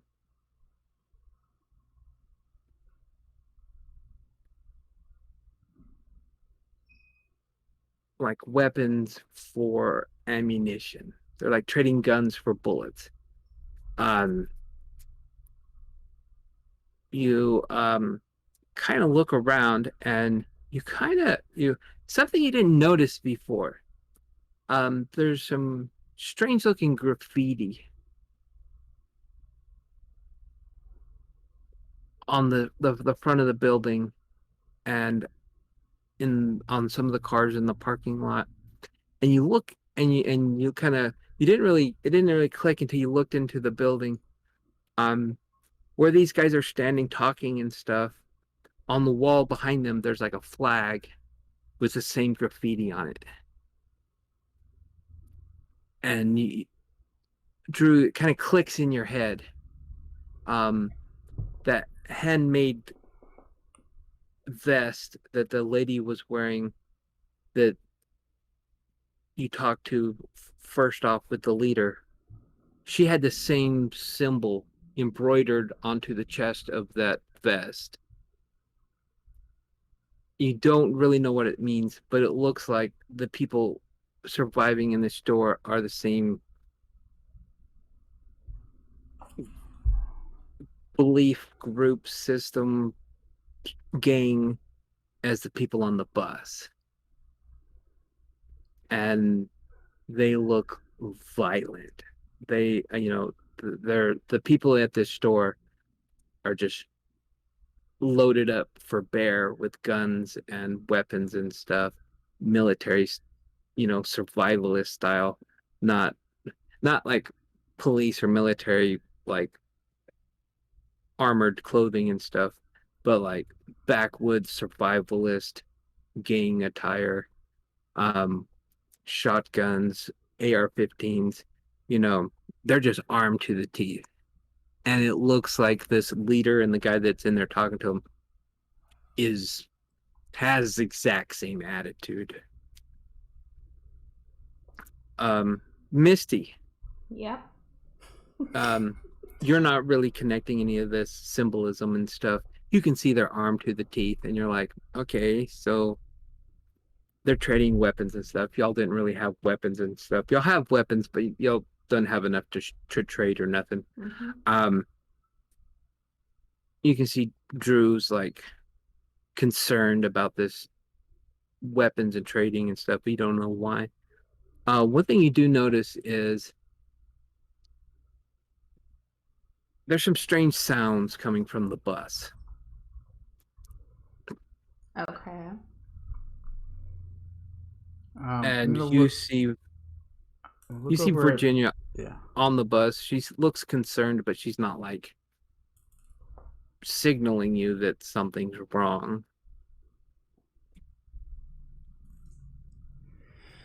Man, she's. I think we need her. I think I need her to come back. I mean, you can stay here, and I can go back to the bus and see what's going on. Yeah. Um. Get her to come back to me. I'm gonna try to get through the back door. She has some lockpicks. Okay. Okay. You kind of like duck down and like Drew kind of heads towards the back door to assess that situation to the back of the building.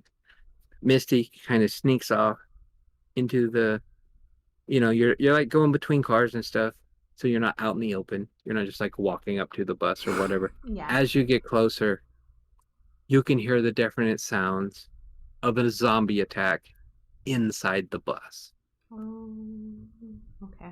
Virginia has like got her crowbar out and she is desperately looking for a way to get off the bus when all of the windows in the bus just blow out like there's an explosion inside the bus. Everything just goes boom, and then flame shoots out about 10 feet from all of the windows in the bus and engulfs the top of the bus. There's my food I was worried about. Really, Virginia? Look at these people. Virginia was up there. Is Virginia Yeah. around? Like She was on top of the bus. bus? She was on top. Last you saw, she was on top of the bus trying to figure out a way to get off the bus. Okay. So I'm gonna wait. Oh, a bright yellowish orange fireball well, I'm sure Drew can see erupts this from around, where and now it's just a guys. pillar of black smoke from the bottom of the windows all the way to the sky. Can I see whether she has made it off in time or jumped off or? You make it back around the corner, look out, and all you see is a pillar of black smoke. You don't see her anywhere. The last you remember, she was on top of the bus. The guys inside the store, you can see, are grabbing weapons and heading out the front door.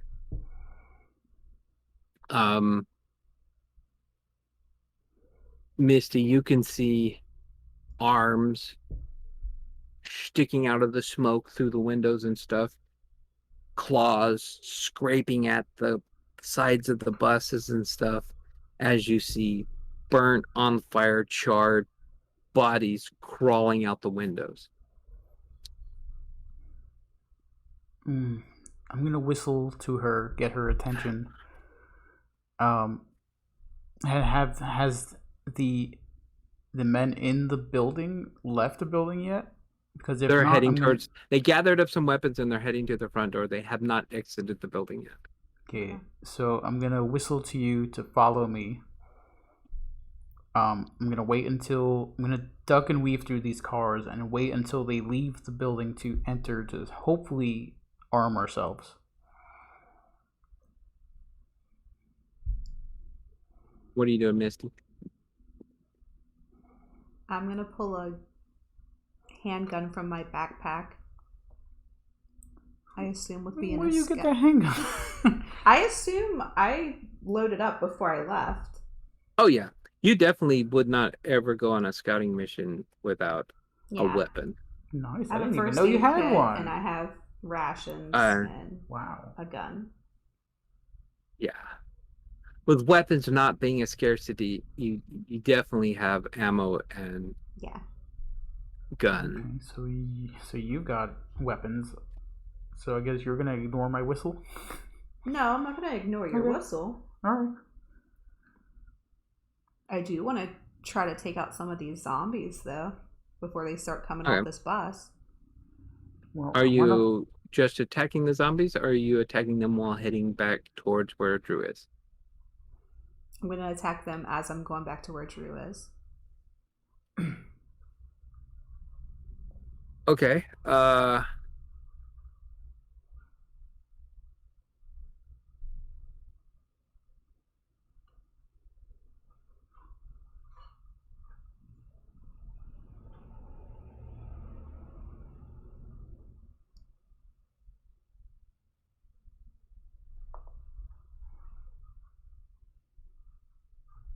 Okay. Go ahead and draw me. Or you say you're kind of halfway fighting the dead and halfway fleeing the dead. Go ahead and draw me a savagery.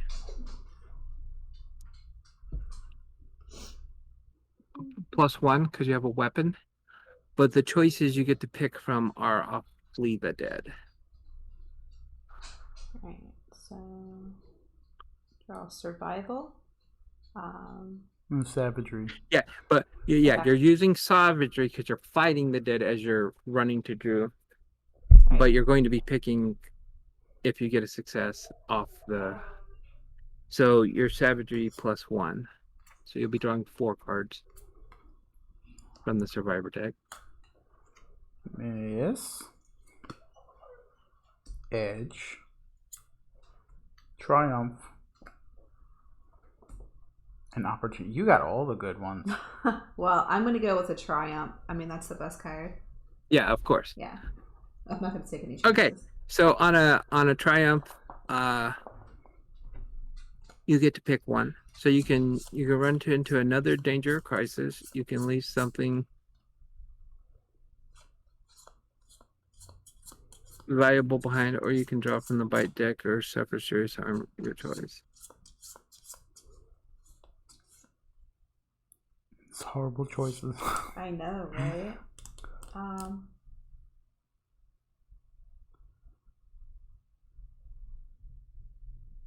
You know what? I'm going to run into another danger or crisis.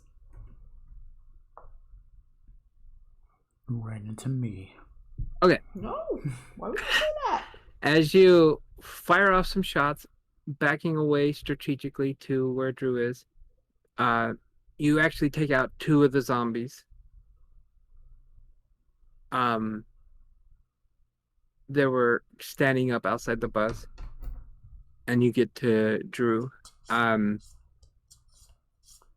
Your gunshots,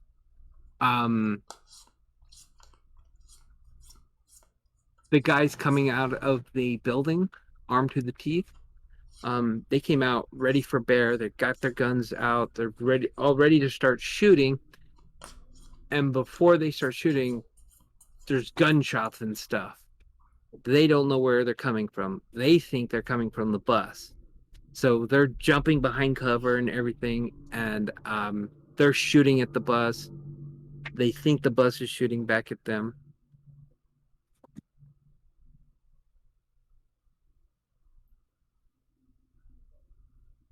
You can't leave me like this, Timeroler.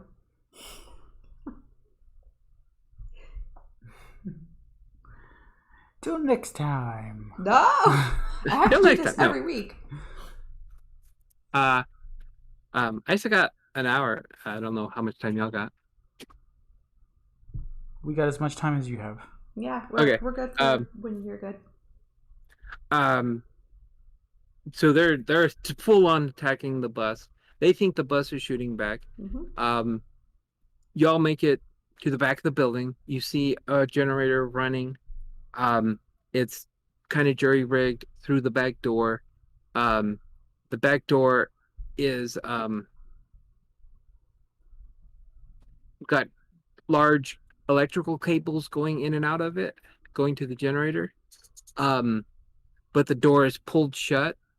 It's got some chains on it with some locks. There's like a 4-inch gap in the door, but you can see chains going around through the holes in the door, holding it shut, chained to something inside. Without like bolt cutters or a gun or something to shoot the chain or whatever, it's unlikely you'd be able to get through the back door. I can try to shoot the lock. You want to try to shoot the lock? That's an ammo wasted though. Maybe there's more inside. That's why I want to get inside. Yeah, I mean that's what I'm assuming. So me shooting 2 zombies and shooting a lock. Well, go ahead. I approve of you shooting that lock. Anybody that's ever played a zombie game or played in a zombie RPG knows that loud noises attract zombies. Yeah. Yeah, we're desperate though. We're desperate. It's unlikely that you shooting a gun is going to attract more zombies than the guys with assault rifles out front. Yeah. I did have another question. You said that there's cars in the front of the building with these markings and things on them. Are they usable cars? Like we can get away in one of them? Nah, it looks like they've been sitting there for months. Okay. And the markings aren't like the markings aren't like business vehicles with the marking on them. They're like spray painted with the marking. Okay, I was just wondering for an escape route since our bus is I'm gone. gonna These guys explain. may have some vehicles. Okay. It would be a toss up if you picked one that they were using. Okay. If you had time to look, you might be able to see which ones they have decked out for traveling and stuff, Well, I'm but sure you they really have can't the tell the ones that they difference. can physically use, not in Yeah. view, so people don't come and just grab them. Yeah. Okay. And Alright, I'm gonna try to shoot this lock. Okay. Go ahead and pull me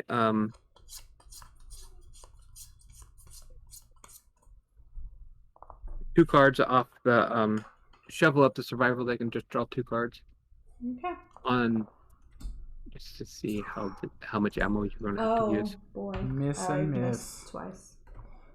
Okay, you're like bam, bam, bam, bam, bam. Finally the chain loosens. You actually shot through the chain, not the lock. The chain loosens and you're able to get it. You start unraveling it from the door. It's kind of difficult because you're having to reach through a 4-inch gap to pull the chain, but you get the chain off the door and get the door open, but your gun's out of ammo. Okay. You will have to reload it at some point. You open the back door, you look in, it's obviously there. It is the back of a dollar store. It's lots of boxes. It looks like they've kind of used the boxes of crap to build walls and kind of sectioned off rooms. Mm-hmm. With beds and cook stoves and stuff around. As you rush in, you can tell they keep most of their weapons and stuff right there in an area where they can have access to them quickly behind a barricade where they can, be behind the barricade and see through all the windows and shoot at stuff. Um, yeah, there's quite a bit of weapons here, and ammo, um, all that you could carry, all that you would want. Um, the everyone is outside shooting up the bus. Is there a way to get these weapons or ammo, or are they locked up Oh, behind a? they're in your arms, they're in your pockets, they're in your hands already. Yeah, I've already started filling my Oh, backpack with clips and okay. boxes of Well, bullets. yeah. I'm just gonna take a 9mm and a whole bunch of ammo, and I'm gonna look for the fire axe. You're looking for a fire? Okay, easily Yes. found. You're not sure about the ammo. All of the ammo is like in buckets. Um, so you just grab like 4 or 5 handfuls and fill in your coat pockets. Mm-hmm. Most of it'll probably fit. 9mm probably 4 out of 5 guns take 9mm. Yeah. Yeah. So you're pretty sure you got some ammo for it. They're all loaded right now.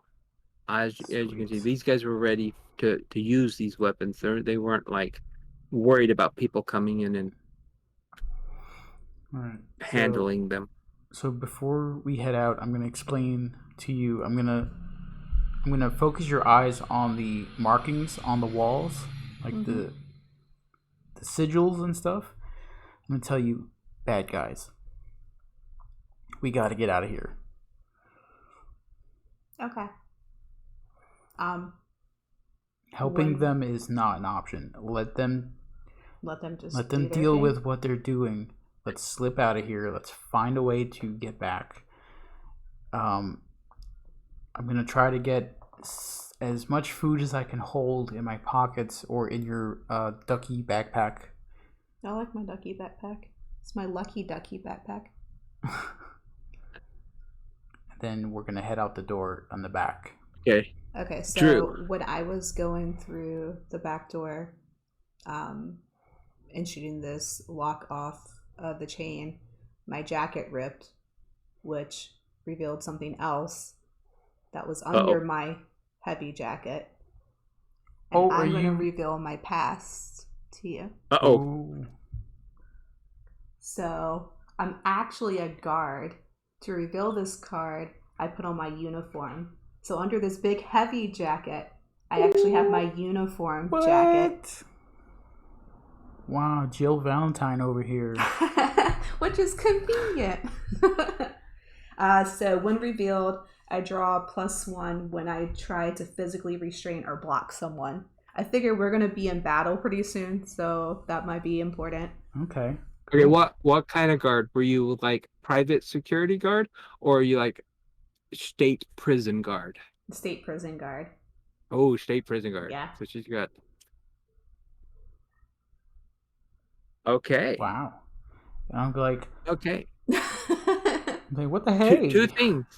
Okay. You just thought I So was this is buff. like I a just had 2 surprise. jackets You're on. like, okay, she's no wonder she got along with the military guys so well.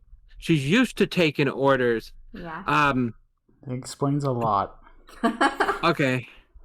One thing you noticed, Drew, about this area, you can see where these guys were hanging out and living their lives before y'all got here. They're they have little like styrofoam plates from the dollar store, piled high with like brisket and ribs and stuff like that. Um and it smells really good. Um Misty, your scout, your guard, your watch your back instincts are on like overdrive right now. And you're scanning the area for any possible traps or, people hiding in the shadows or whatever to come out and jump you from behind or whatever. Mm-hmm. You notice he pointed out this symbol on this flag and on the cars out front. Um, on the counter next to the cash register, you see one of those little like magazine rack kind of thingies where they put like flyers or whatever. You see some handwritten flyers that don't look very old, and it has a symbol at the top, and it says something about the New Dawn Society or whatever. Um, and when it comes down to it, one of the requirements to get into the New Dawn Society is you basically eat the dead. Oh. And you realize you're in the home base of a cannibalistic gang of mercenaries, and you hear movement in the room behind you where y'all came through, in the warehouse behind you. Storage room, not warehouse, storage room where y'all came through. You can hear movement. And you're over here smelling all this food. Oh man. Well, I don't want to make too much noise, but I want to alert Drew that people are coming and that we need to get out now. Okay, so you. I don't exactly want to run up to you and like grab you because you're gonna punch me. Yeah, so I'm gonna duck behind a one of the shelving, if there is any. I'm gonna duck behind something, either a shelving or a counter, and I'm gonna wait to ambush. Okay, what are you doing, Misty? I'm gonna go and duck behind one of the cash register counters. Okay. Ready up. Y'all are both weapons in hand, nerves so tight they're about to just pop like a guitar string over tightened. And the doorway between this area and that storeroom are those swingy doors Mm-hmm. with a little window in it. And you can see movement, shadow passing back and forth in front of the door. As I'm watching this, I am reloading because I am empty. Okay, you're like, Yeah. then all of a sudden, I'm readying my knife and my axe. That's what I'm going to be using. okay, yeah, I mean, you're white knuckling this axe, and you have the 9mm in your other hand, and the the doors slam open with just a smash, like somebody kicked open the door. And Virginia's standing there. Half her face is burnt to a crisp. Her hair's still on Can't fire. believe you forgot Virginia. And she's just got a look in her eye like, what the hell is going on? All right, so I'm gonna say, hey, I'm gonna get up and show her it's me. All right, I'm like, are you all right? Clearly you're not, but mentally, are you okay? She hands out her crowbar and she's like, no, I am not okay. All right, well, let me help you. All right. It is not safe to go back to the bus. All right. Sit down really quick. I'm gonna patch you up, and I am going to reveal my past. Ah! Uh-oh. Everybody. Are you serious? Because I'm gonna perform a healing ritual. Because I was a Nordic priest. Well, a priest, but I am a Nordic priest in this sense. I reveal this card, openly perform a ritual of your faith. So I'm going to take out my personal herbs. I'm going to say a few words in Norse. Say, may Freya protect you, and rub this mixture over her face. I'm slowly standing up from behind the deck and asking, what the heck are you putting on her head? It's healing herbs. So I have a med kit. So while revealed, I can Why calm are you someone. rubbing leaves on her? While revealed, I can calm someone down with words of your faith. So I'm going to try to calm her down while I'm doing this. Okay. Draw. So I can use draw soul instead of steel when I try to calm someone down. Well, Yeah. do you draw. want to? Because your soul sucks. It sucks, but draw a soul. Let's see what happens. And I'm ready in my med kit for, because your leaf combination is not going to help. I got an edge. Okay. Obviously, you're not getting any love from the audience here. But you do seem to know what you're doing. Put Virginia at ease and boost her morale, if not just her adrenaline. And she stands and she's like, let's grab what we can and get out of here. And you kind of look around and there's quite a bit of still like canned goods and food stuffs on these dollar store shelves. As Drew starts to go and gather food, I walk over to him and show him the flyer that I found and tell him not to eat the meat that he keeps looking at. I'm going to tell her I know all about these guys. Why didn't you tell me I was hungry? I almost ate something. I've heard of them. I didn't know they were real. Oh my god, I almost ate a rib.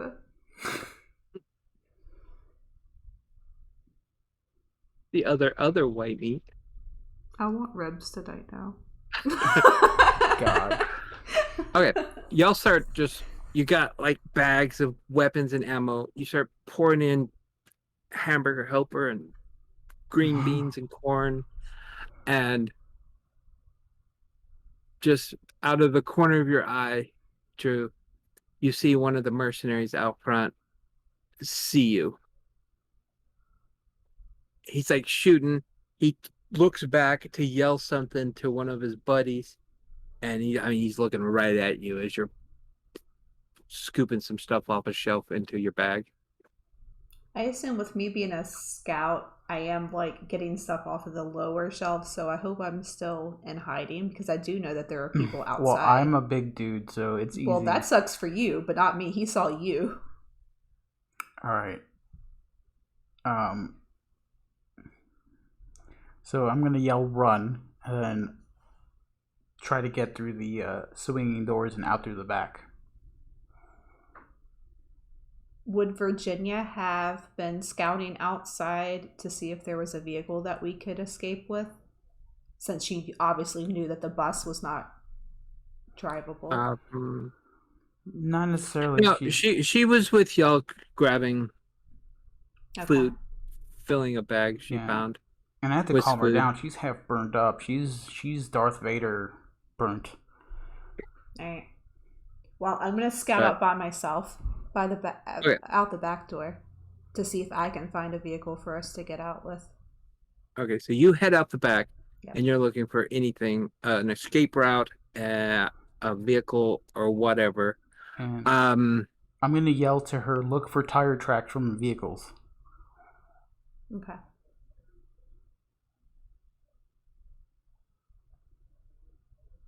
okay, I'm gonna need you to draw your steel. Yep. Um, with With one advantage. yeah, with one advantage. Okay. Miss. Miss. Triumph. Oh wow. See, if only D&D So was this good. nice to me. Triumph.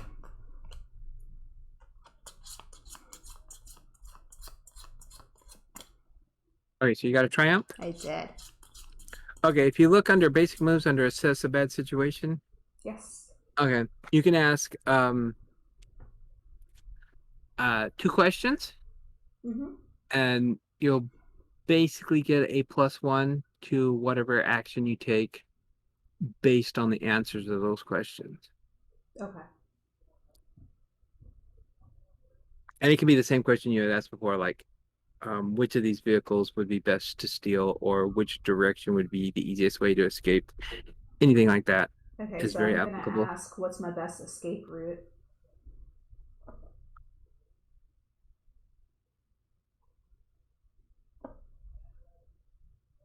Okay. The answer to that was as you scan, the streets are bad. Um, very easily people can see you from a long distance, and you're also going to have a tough time getting between fallen telephone poles and wires and stuff out of here. Um, Probably the quickest way is one of the water runoff ravines. Um, if you can get in one of those, it's a straight shot. Um, Nothing would be in your way, and it'd be the quickest to get to the other, at least halfway across town without anything being in your way. Okay. And your second question?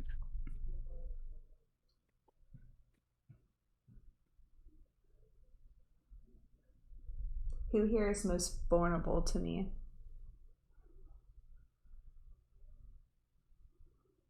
Who here is the most vulnerable? Mm-hmm. Like you're trying to see who you can kill. Maybe. I would have asked who the biggest threat was. I mean, I kind of feel like I know who the biggest threat is. The angry people with the guns.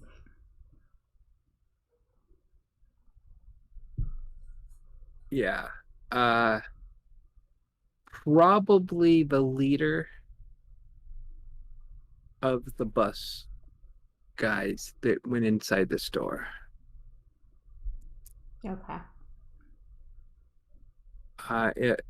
Just from your assessment, he probably has the least amount of combat training and least amount of, any kind of protective clothing, least ability with a weapon.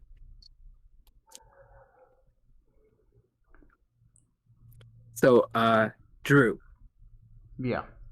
what is you? Are you just grabbing what you got and heading out the back door? Or are you going to try to um prevent them from getting at y'all inside the building? Um. So is everybody out besides me, or is this? You don't. Okay, you saw the guy outside see you. You look back, yelled, "Run!" Misty was already gone. You see Okay. Virginia heading out the back door. All right. So I'm gonna run out the back door. Holding onto my axe still. I'm going to press against the back wall next to the door to see if he's gonna pop out to follow us and give me an advantage to attack if I see him come out of that door. So I'm gonna try to back everybody up. So Okay, so you're stopping inside the storage room, and if he comes through the door, you're going to attack him. um actually can I do that outside of the building? Yeah, I feel like I have more area to fight outside. yeah, you get out the back door. There's a big old generator here if you wanted to put it in front of the back door and keep them from being able to come out the back door. Mm, no, that just means that they're gonna try to come out through the outside, and they can come in through either the left or the right, and I won't have any idea which way they're gonna be coming from. It's gonna leave me open. So I'm already outside. I'm gonna actually be hiding behind the generator because I assume it's up I thought against you were the gonna be looking wall. for a car. Yeah, I thought you were checking cars to see if you could take one. Oh, that's true. You're like doing multiple things. Like, I'm gonna go check for a car. No, I'm gonna stay here. Well, Well, I want to put my back up against the wall next to the back door, so that way, if he does come out, I think that's the safest route that he can take is through the building. Oh yeah. So I'm gonna stand there and wait to see where he comes out from, and Okay. possibly attack him. Misty, mm-hmm. roll roll me. Draw me a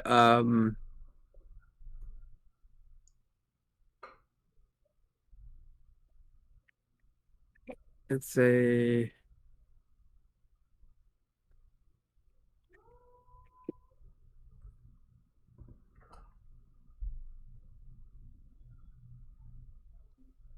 roll me pull me 3 cards from the survival deck.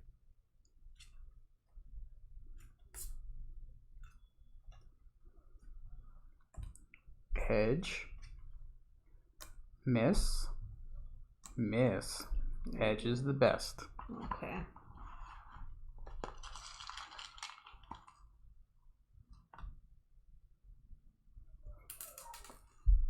I'm throwing nerds all over the table.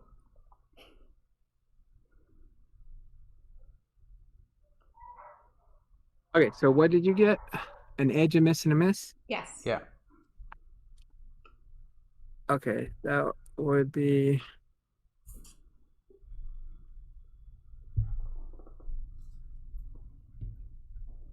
okay.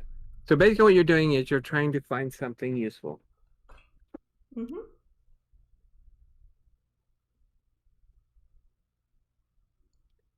Um, you didn't do too good.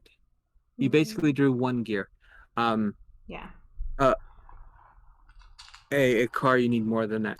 So you could take a chance. You could push your luck, draw a card from the bite deck, and draw 3 more cards. Or you can Ooh. take what you got.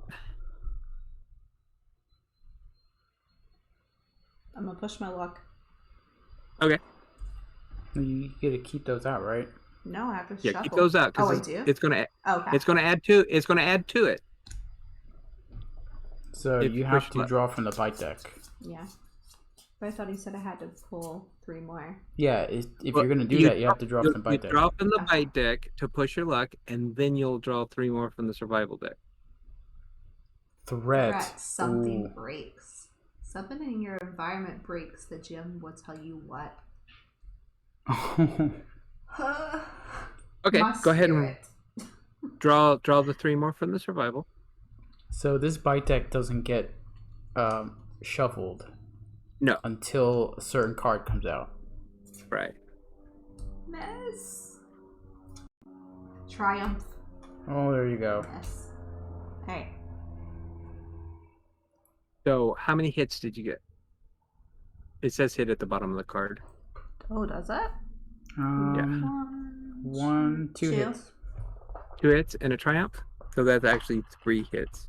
Oh God, really? Well, the edge is the hit, and the triumph is the hit. Yeah, but the triumph counts Yeah. twice. Oh, Okay, God. so you got 3 hits, which is good. That's 3 gear that you can trade in for stuff. That's enough for a vehicle. Sweet. Okay.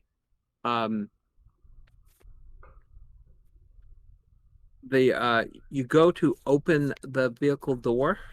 Mm-hmm. You find a vehicle, and it's kind of decked out in like Road Warrior style, Mm-hmm.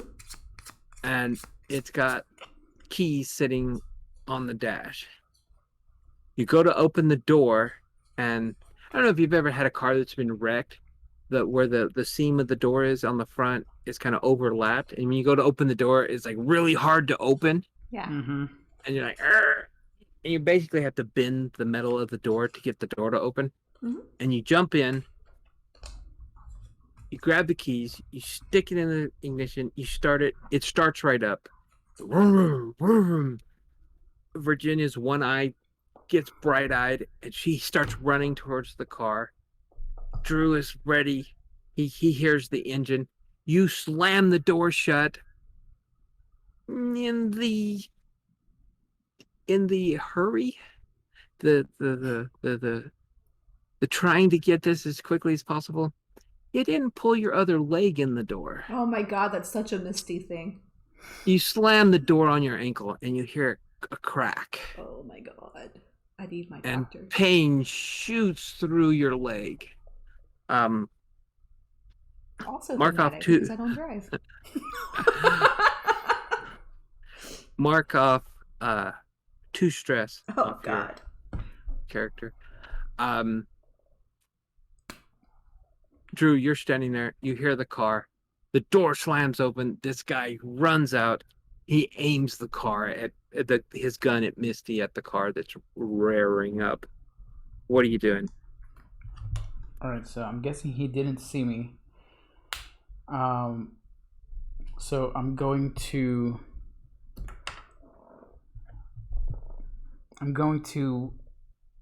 try to hit him with the butt of the axe.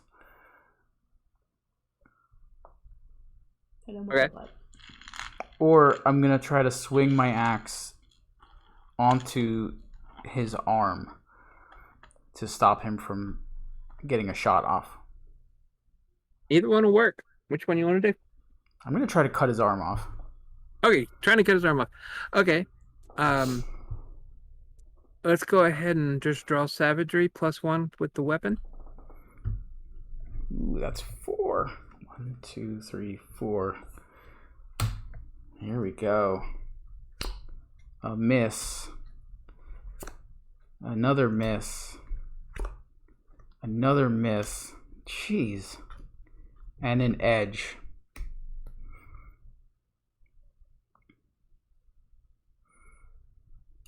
So that's 1 hit. So you got an edge. Yes. Okay, so on the turn of violence, you get to choose 2 things. The choices are inflict terrible harm, suffer little harm, resist marking stress, avoid collateral damage. So I'm guessing avoiding collateral damage would be him getting a shot off on the car. Yeah. Maybe.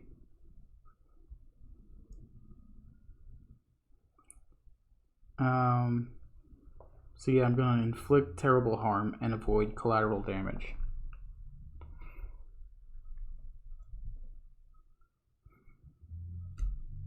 So you're going to inflict terrible harm? Yes. Okay, yeah, you chop his arm right off. Whack! Right at the elbow. his trigger finger still hanging from the gun, and he's screaming. What do you do? I'm gonna end his pain. You're in this pain. I'm gonna stand over him, and with a mighty roar to Odin and Thor, swing my axe down onto his head. Okay, so you have to mark stress because causing bodily harm to other people is stressful. It totally is, yeah. And when you inflict terrible harm, it means you're not holding back at all, and you even might go too far. Whew. You revealing a trauma? So I'm gonna reveal a trauma. Oh man. It's not gonna affect me right now, but Okay. But it might help me later because I am in active combat here. So I am a reckless person. While revealed, I get to clear stress when I suffer serious harm. I draw +1 when you suffer serious harm while charging at your enemies. So I'm Okay. a berserker priest, Nordic priest. That's fantastic. It's video game related.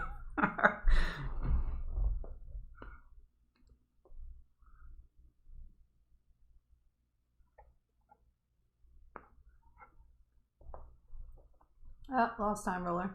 Come back! We need you. We hate him. That's better. I think Discord just reset.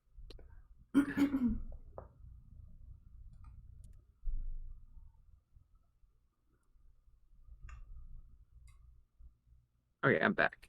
Can you hear me? There you go. Yeah. Yep. Okay. It does that. It just Discord just resets every once in a while for some reason. It used to do that to me. And he's got, you know, he was like this, shooting, and you chopped off his arm. He just takes his hand with the gun in it and just swings it as hard as he can across your face.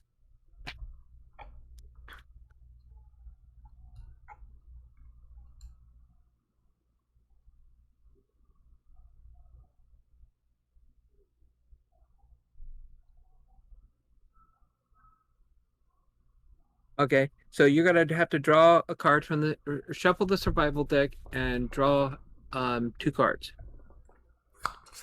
Okay. I'll see cards there. Yep. Okay. So is this for the attack or is this for the hit I'm taking? You're taking serious harm, so you also get +1 because of your trauma, right? Yeah, I get to clear stress when I suffer serious harm. I mean, your face. Draw +1 when I suffer serious harm while charging at enemies. So you're drawing 1 card because it's serious harm, and it's not accidental, and it's deadly. You're drawing another one because you're wearing some sort of armor, because you already stated that you're wearing a thick leather jacket, and you're drawing another one because you're trauma. So you get to draw 3 cards. All right. If you get 3 misses, it's going to be deadly. Okay. Ooh, a miss. I don't like this. Ooh, an edge. Not so bad. You're not going to die another today. miss. I just got an edge. Okay. On a hit, you'll live. On an edge, you choose one. You're just ugly. So, on the I guess y'all don't have this. On the suffer serious harm list, you can choose one, okay? It's messy. It's painful. It's lasting. Oh yeah, we don't have this, do we?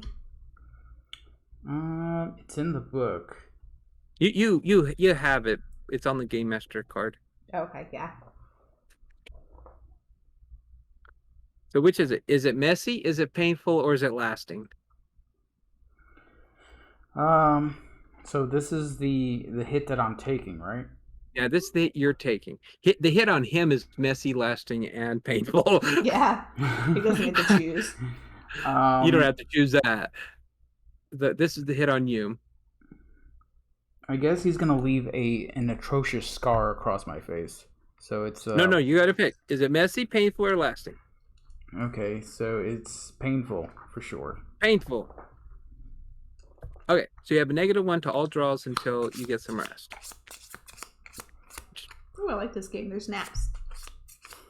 There's naps. There's naps and there's snacks. Yeah. They're human snacks, but they're still snacks. Okay, so what are you doing, Drew? Misty, Virginia jumps in the back seat. Yeah. I might need her in the front seat because of my leg situation. I'm sure I'm screaming in pain. You can push the gas. Who needs brakes? I'm gonna yell for her to get in the driver's seat and help me into the back seat. She only has one eyeball. She'll be fine. She's it's better to have one eye than one leg in driving. I'm still here, you know. What about you? I'm bloodied up. I'm gonna You have a smashed in face. That's true. In the same your face situation is smashed in and you're bleeding from your nose. Virginia is driving. Lip. I get you to help me into the back seat. Well, if you haven't noticed, I get off on that stuff. So I have. We've been together for a while. So I'm gonna run to the car and ask. No, well, not ask, but and say, move over. I'm taking my foot. I'm gonna get in the driver's seat. You're gonna just push me over? Yes. As a center console. I have some adrenaline running through my body right now. You don't even know. He grabs you, slides you across the seat, jumps in, throws it in drive, and starts spinning the wheels. Cool. Misty, are you going to point to where this best route is? Or are you going to let him choose for himself? I'm going to show him the best route that I saw earlier. Okay, to get to that route, Drew, it's not going to be easy. It's going to be possible, but it's not going to be easy. I have to be difficult. Again, we've been together for a long time. We know this. Are you serious? We have to go in there? Yeah, let's go. Yes! Oh. Look, I can do it. Okay, roll me, shuffle and draw me a steel. Okay. Drew. All right. I got 2. See if you can find the easiest way to get into the drainage ditch. I've got an opportunity and a miss, so I'm gonna take a stress to turn it into a triumph. Okay. Did you at least kiss me when you got in the car and moved me over? No, we have to get out of here. I'm gonna do it in front of the doctor if we ever get back home. Oh, you messed up. You did. I'm going to the doctor being now. Chased by cannibal mercenaries. And an angry woman that you didn't kiss. And an angry woman you didn't kiss. You got bad on both sides. Okay, Drew, you survey. Right next to the drainage ditch, there's a warehouse that has some of those, the doors that go up and down for trucks and cars to come through. Loading dock. Garage doors. They have some garage doors that are ground level. And they have some garage doors on the side of the drainage ditch for access to that. So you work out in your head, for some reason, that going through a garage door and out another garage door will get you into the drainage ditch. Okay? Did you see what Panic said? So I've got an idea. We're going to go through this building.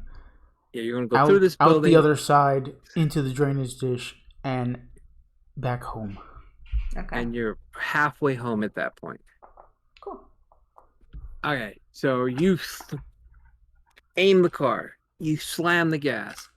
And this is like a big vehicle. We're talking like an Escalade. But it's old, rusty. The windshield's missing. Most of the windows are cracked or broken away. Where we're going, we don't But need windows. where we're going, we don't need windows. Okay, so who's in the front seat? Both of y'all are in the front seat? Yes. Okay. I need each of you to shuffle up that survival deck, and each of you draw one survivor card. We're gonna do this one at a time, or just both of us draw? Each of you draw one. Okay. You weren't sure about giving me this one. Yeah, you didn't kiss me in the car. Oh, I got a miss. I got an opportunity. Ooh, so you can take a stress to turn that into a triumph. You're at 3. You should be okay. Okay. It's so Laura's got a triumph and I got a miss, which is probably should have been better the other way around, but no, everything's fine. So you're taking a stress to make that a triumph? Yes.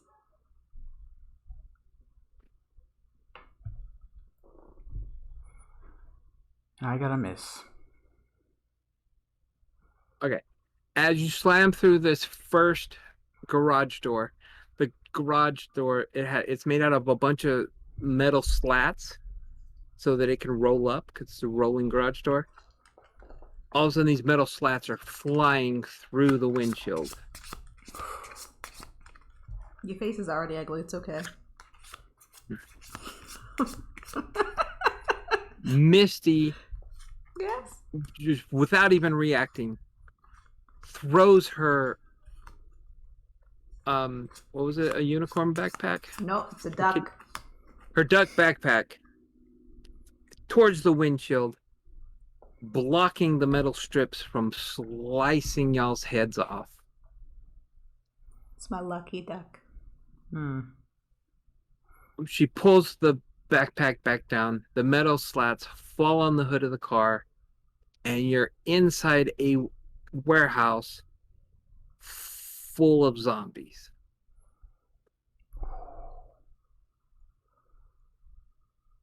They were hiding inside the warehouse out of the sunlight. This particular zombie breed doesn't like the sunlight. It hurts their eyes, so they hide in darkness. You got zombie bodies shooting over the hood of the car, over the top of the car, as you're just plowing through zombies. As you hit the other garage door, and it just explodes outward, and you fly into the drainage ditch with about 6 zombies holding on to dear life to the frame of the windshield, the side windows, the side of the car, just surprised out of their gourds of what happened, but they see food and they start trying to climb in the windows.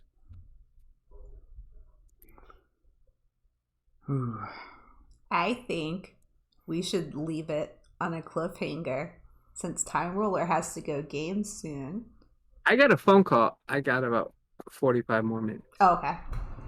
We're not going to make people suffer? No. I'm so into this right now.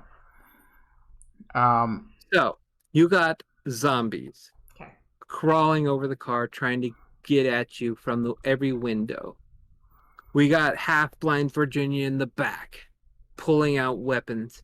We got Drew driving the car, face starting to swell up, eyeballs starting to close, mouth bleeding from broken teeth. We got Misty. She got an owie on her ankle. She got a bum leg. All right. And I'm gonna she's quickly kind of stressed out. She's a little stressed out. I'm gonna quickly pull my gun out to give to you. I was gonna grab the axe off the seat and not use ammo. Oh. Well, I was gonna have you do guns akimbo, poo poo poo. Not that guns make that sound, but pew pew. Pew pew. That's Han Solo. You want to guns akimbo it? I mean, it's pretty badass. Yeah, you did just load up, right? Security. You haven't used any of your bullets? No. So we're... Oh, yeah, okay. So I'm going to reach down, grab the gun, say, you know what to do. Do I get a kiss first? Oh my god, yes. Okay. What about the lucky duck? He hands you the gun. He says, you know what to do. You grab him by the back of the head and give him a big old smooch. Come back with one of his teeth stuck to your lip.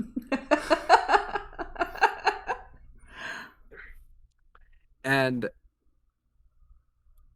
you just start blasting. Virginia's in the back seat. She's two-fisting it also out the two back windows. Bam, bam, bam, bam.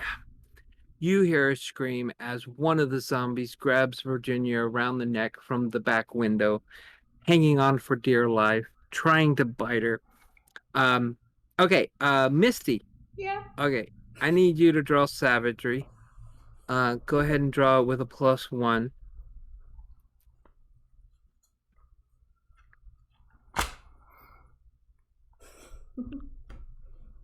Who gives a duck? Exactly, Panic. All right. We're going to make the zombies dance. Turn on the stereo. You thinking about your trauma? No, I'm thinking about my past because it says when revealed, I can draw +1 when you try to physically restrain or block someone. Am I trying to block her from being dragged out of the window? No. No. Okay. No, that's if you're someone is trying to be aggressive towards you in some way. Opportunity. Ooh. Miss. Miss. Miss. Miss. And miss.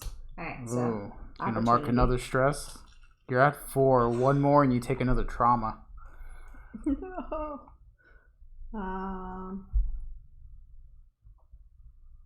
Let's just stick with the opportunity. Well, okay, the opportunity is a miss if you don't take a stress. Yeah. Oh, shoot. Oh, man. I'm really stressed out. Well, I mean, this is a situation that's stressful. The doctor is not going to be happy if I don't come back. All right, I'm going to take a stress. So so that's a triumph. Doctor. Okay. Okay, so fighting the dead, you get to choose one. Fighting the dead. Attract the attention of a third party, end up in a bad spot, draw from the bite deck, or you mark stress or suffer serious harm, your choice.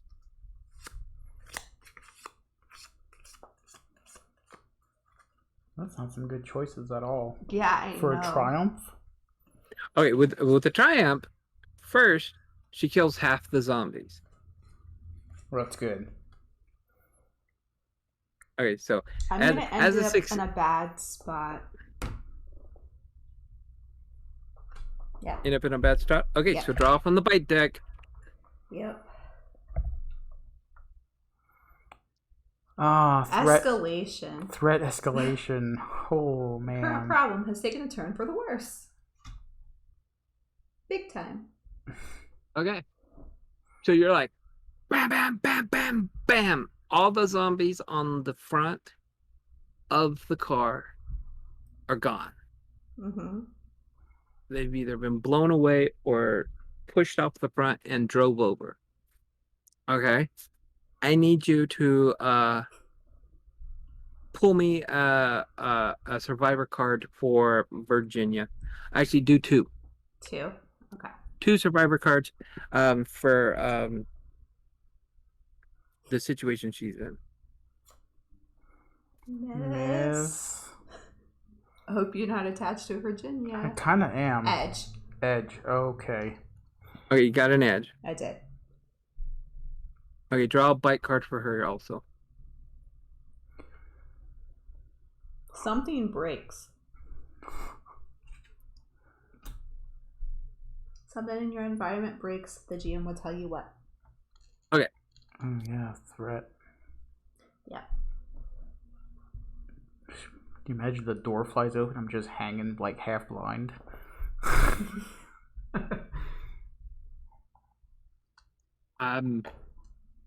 Sorry, Virginia. She is shooting. One of the zombies grabs her around the neck. She starts blasting him. She gets him off the neck, but both of her guns are out of ammo. And one of them's like jammed. It's not you. It's going to take a while to repair that gun. All the blood and stuff getting all over it.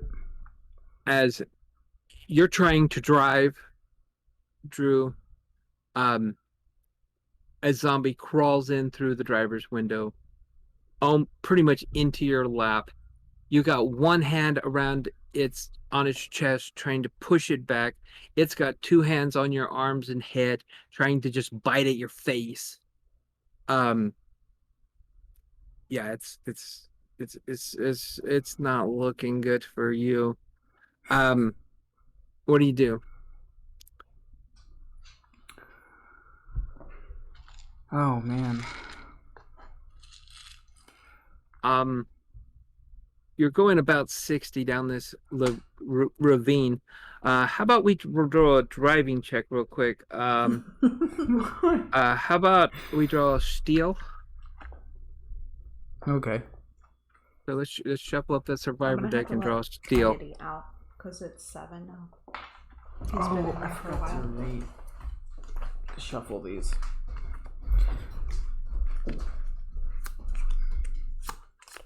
So I'm drawing 2 for steel.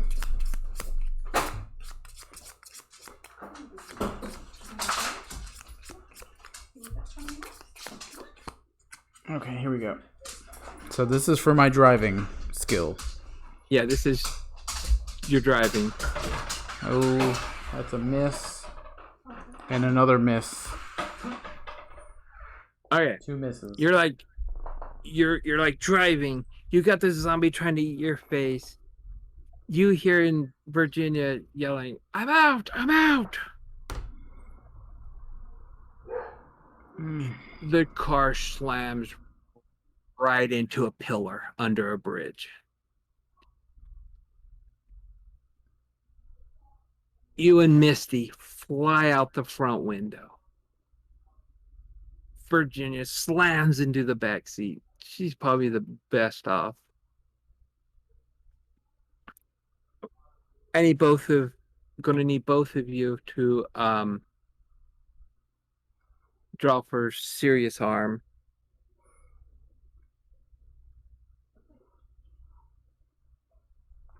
So we're gonna draw from the bike deck. Yeah, you're gonna draw 3 cards. No. Each of you are gonna draw 3 cards from the survivor deck, and then it's gonna determine how bad the damage is. Should we do it one at a time, or no? Just draw 3 for you. Let's check it, and then we'll shuffle it up and draw 3 for her. Okay. Drew my 3. Here we go. As you're flying through the air into this drainage ravine. I've got an edge. So, okay, you got an edge? Yeah.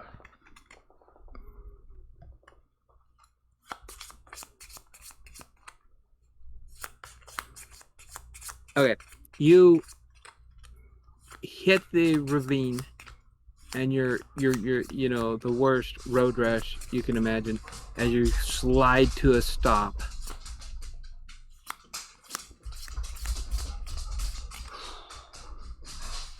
And slam into one of those metal grates where the water runs off into the sewer system. Oh man. Bad things happen? Here, yeah, I crashed the car. Oh no. So you have to pull 3. Pick a stat to lower permanently by 1. Oh wait, don't I have that I haven't put that into effect yet. The -1 for my Leon, stop. Oh yeah, you should have had that on the driving check. It's alright. You did bad anyway. I did bad. It doesn't matter. You could have done worse. Alright, I'm drawing So 3. yeah, you gotta Drew has to lower a stat by 1. Okay. So I'm gonna lower my steel As by 1. oh, you lost some body mass here. Leon, go lay down, my love. You're you took some nerve damage. You're gonna be shaking a little bit from now on. Oh man. Alright, we have a miss, Miss. we have an edge, Edge. and a miss. Oh no, you did just as bad as I did. Did I? Just as better.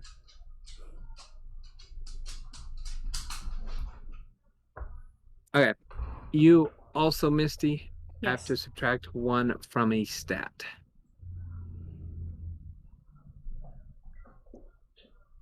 Okay.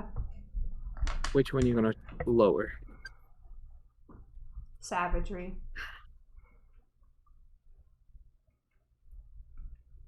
And evened out 2s across the board. Alright, so you're taking savagery? Yes. Okay. So you fly through the window, and on Drew's side of the pillar was an open area, and he flew and slammed into a drainage grate. You, on the other hand, went right through the window into a wall. Yeah. And it's not a single damage to any part of your body. It's more like crush damage to your entire body, and mostly to your nerve. You're shaken to the core by this. Okay.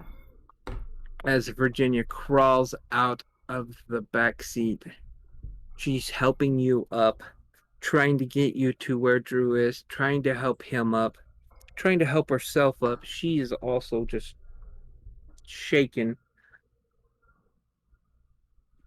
And you look behind where you came from, and all those zombies that were in that warehouse are in the drainage ditch, like a marathon running towards you. I don't think this was the greatest way. Oh no. Give me You a gun. know, Misty, you look around. All you have to do is get out of the ditch, and you're a block away from the hospital. Okay. Am I still able to get up and walk, or? Oh yeah. Okay. I mean, physically, I mean, it's like you fell like out of a 20 off the roof of a house. You're gonna feel the pain tomorrow. Yeah. That's when you're not going to be able to walk. Right now, you got adrenaline running through you. You're good. You jump up. You grab one of the bags of guns from Virginia. Y'all start trying to scurry up the side of the drainage ditch. If you can get up there and get out of sight, you might be able to escape these zombies. All right. I'm gonna tell Virginia to get up there first. She's the least damaged out of all of us, so she might be able to lead us out. And I'm gonna help push you up the side. Okay. Okay. Who has the highest survival? Drew? I'm We at both have 2, 2. and you're at 2. You're both at 2? Yeah. Well, Drew has a -1. So Misty, Yeah. draw survival. Just survival. Yeah, just survival. Does she get anything for me helping her? Not for this particular. Okay. Miss. Miss. Edge. Edge. Wow.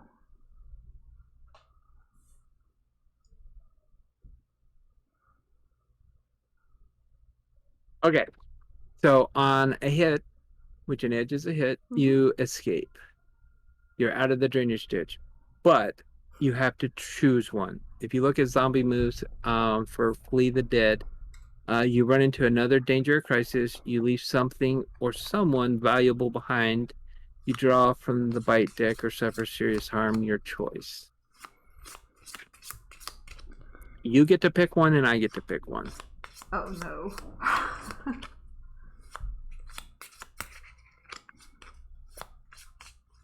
I'm gonna leave something valuable behind. I'm dropping my backpack. You're dropping your backpack. Yeah. Oh my god, you're leaving Ducky behind. My lucky ducky. I'm gonna grab it. I'm gonna grab it and say, no, take this. You didn't notice. You were too busy helping her to get out. You didn't realize she had left it behind. No. It was too heavy. I'm too damaged. You were going under a chain link fence at the top. You were helping her. It got stuck on the chain links. She had to let go of it. It slid back down the ravine as the zombies get to it and start ripping it apart. Go ahead and draw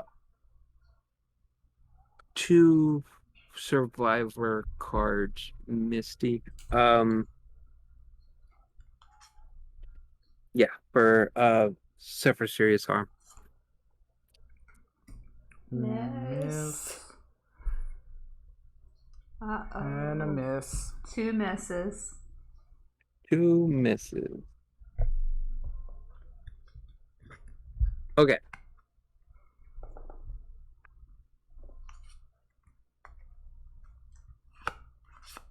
You're heading down an alleyway. You have 1 bag of guns. No, you have 2 bags of guns. You have Virginia's bag and you have Drew's bag. You can see the hospital in sight as you're coming up.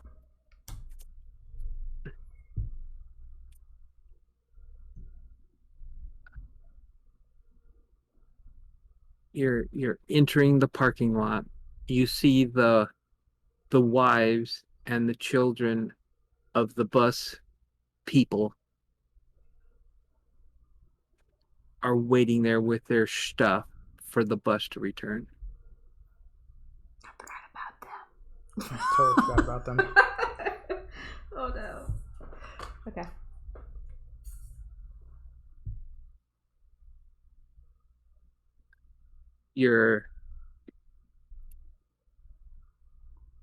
Misty's limping. Virginia's like almost gone into shock, almost out of it. Drew's face is pretty much swelled shut as y'all going to go in a direction where the bus people can see you returning, or are you going to try to sneak in through it like a side door or something? We might as well go through because they might be angry if the buses never come back. They're gonna come in. But if they see that we're all bloodied and damaged, then I don't know. I don't know. I don't trust any of them. If they were with the cannibals, what's gonna stop them from trying to eat me? Yeah. Let's go ahead and go through the side. Let's try to sneak back in. Okay. You sneak in through the side door. The lookout calls. They come. They help you. They take you to the infirmary. They start passing out the weapons and divvying up the food. Everybody's very happy. You kind of are halfway explaining what happened. You're trying to tell them your concerns about the people out there. Who has the best soul? Misty? Misty.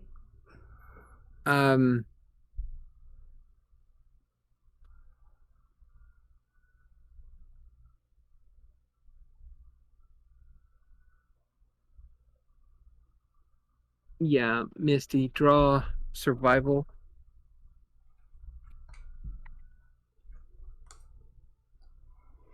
All right. Miss. Opportunity. Oh god. Wow. I mean, I wanted to be successful though. I'm gonna have to use my last stress. Yeah, so you're gonna be fully stressed. Yep.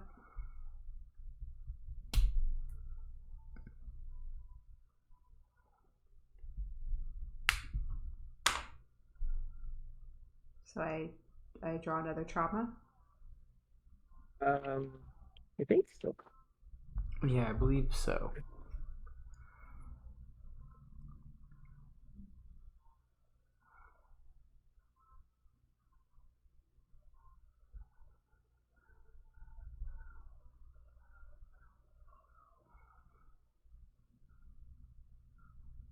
Oh yeah. You draw another trauma.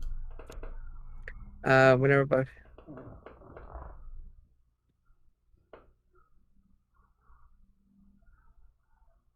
it'll be face down though, and you get to erase all your stress. Okay.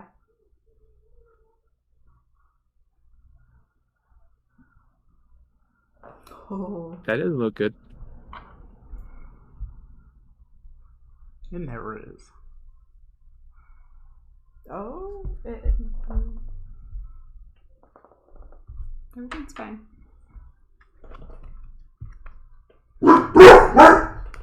Scared the crap.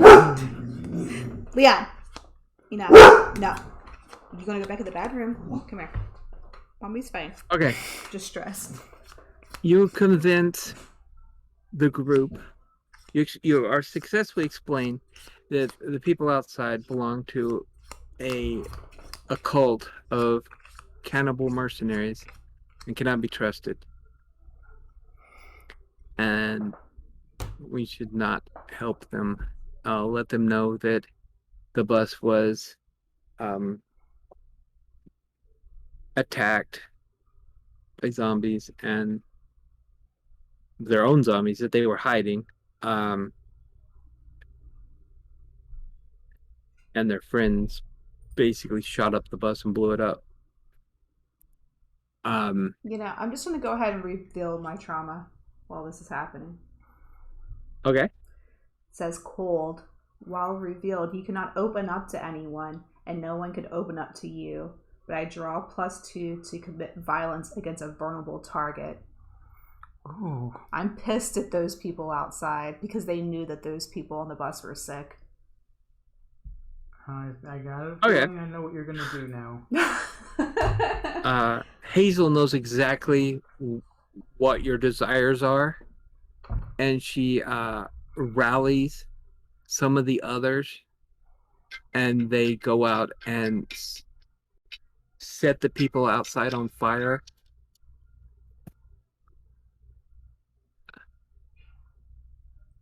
That's brutal. Yeah, well, they deserve it. It's pretty easy moral decision, being that they're cannibals and Yeah. they're mercenaries and they hunt people to eat. So it's Just pretty because easy to they look convince them. nice, it doesn't mean that they are. Yeah. And that they were hiding zombies. Yeah. And It's to protect caused everybody all that's here. to protect everybody that's here. Yeah. Okay. A few of them escape, and they know where y'all went to get supplies and stuff.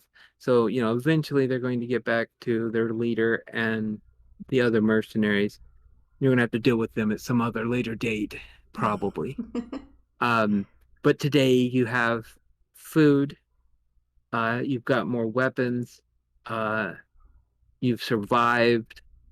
There is about 50 to 100 zombies on the other side of the trench trying to get at the hospital. Missy, you at some point in the night, your broken ankle because you ran on it and other traumas and stuff. You got blood poisoning and you caught a fever and you died. Oh my but god! You're remembered. At least I'm remembered. You're remembered for being by the hostile. others in the group.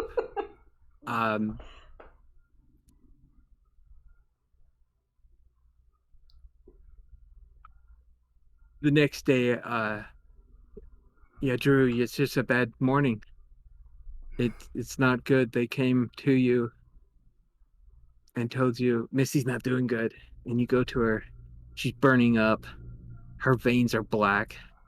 They're worried she was bitten by a zombie, but they can't find a bite. She's hallucinating. She goes quickly.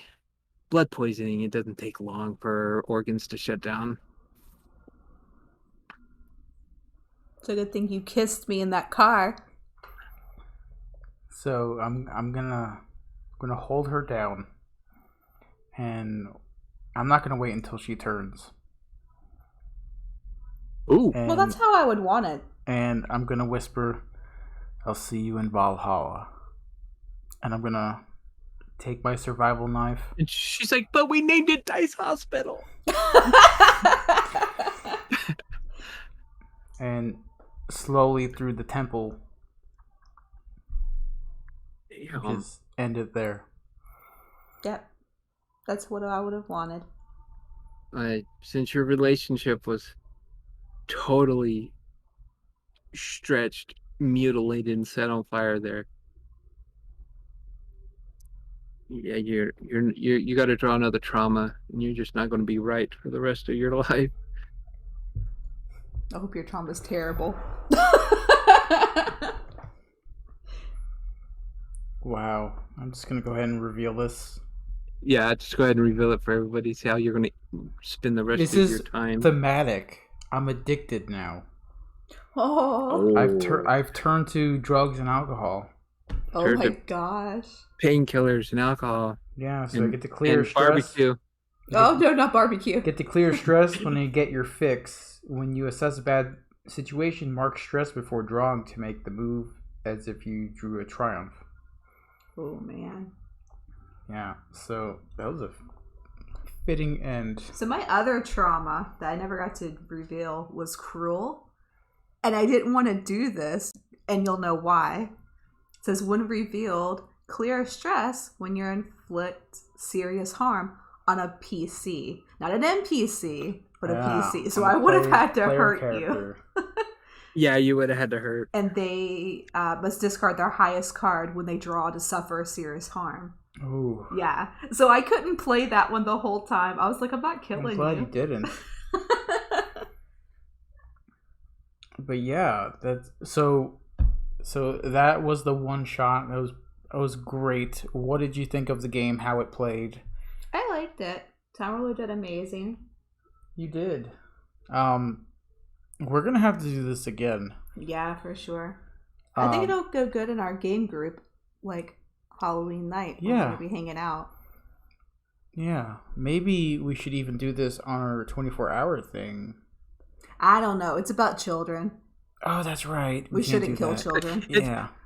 It's about the hospital. It's about the hospital. It has a hospital in it. No.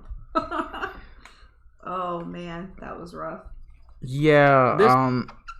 Go ahead. Yeah, this one comes. The base game of Zombie World comes with another enclave, the prison. And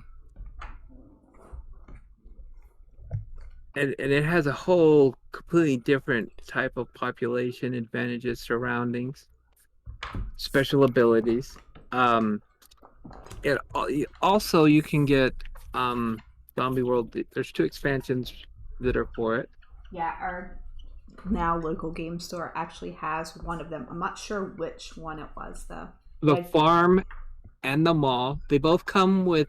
Each one comes with 18 new population for allies and stuff to add to your friends list. 27 identity cards for past, present, and traumas. 4 advantage cards. Oh yeah, the advantages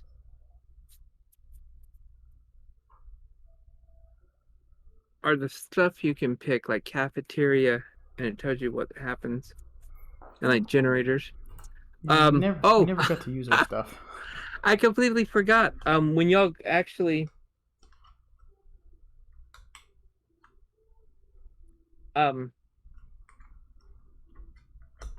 I forgot to tell you one of the things y'all drew for the bite deck for stuff breaking.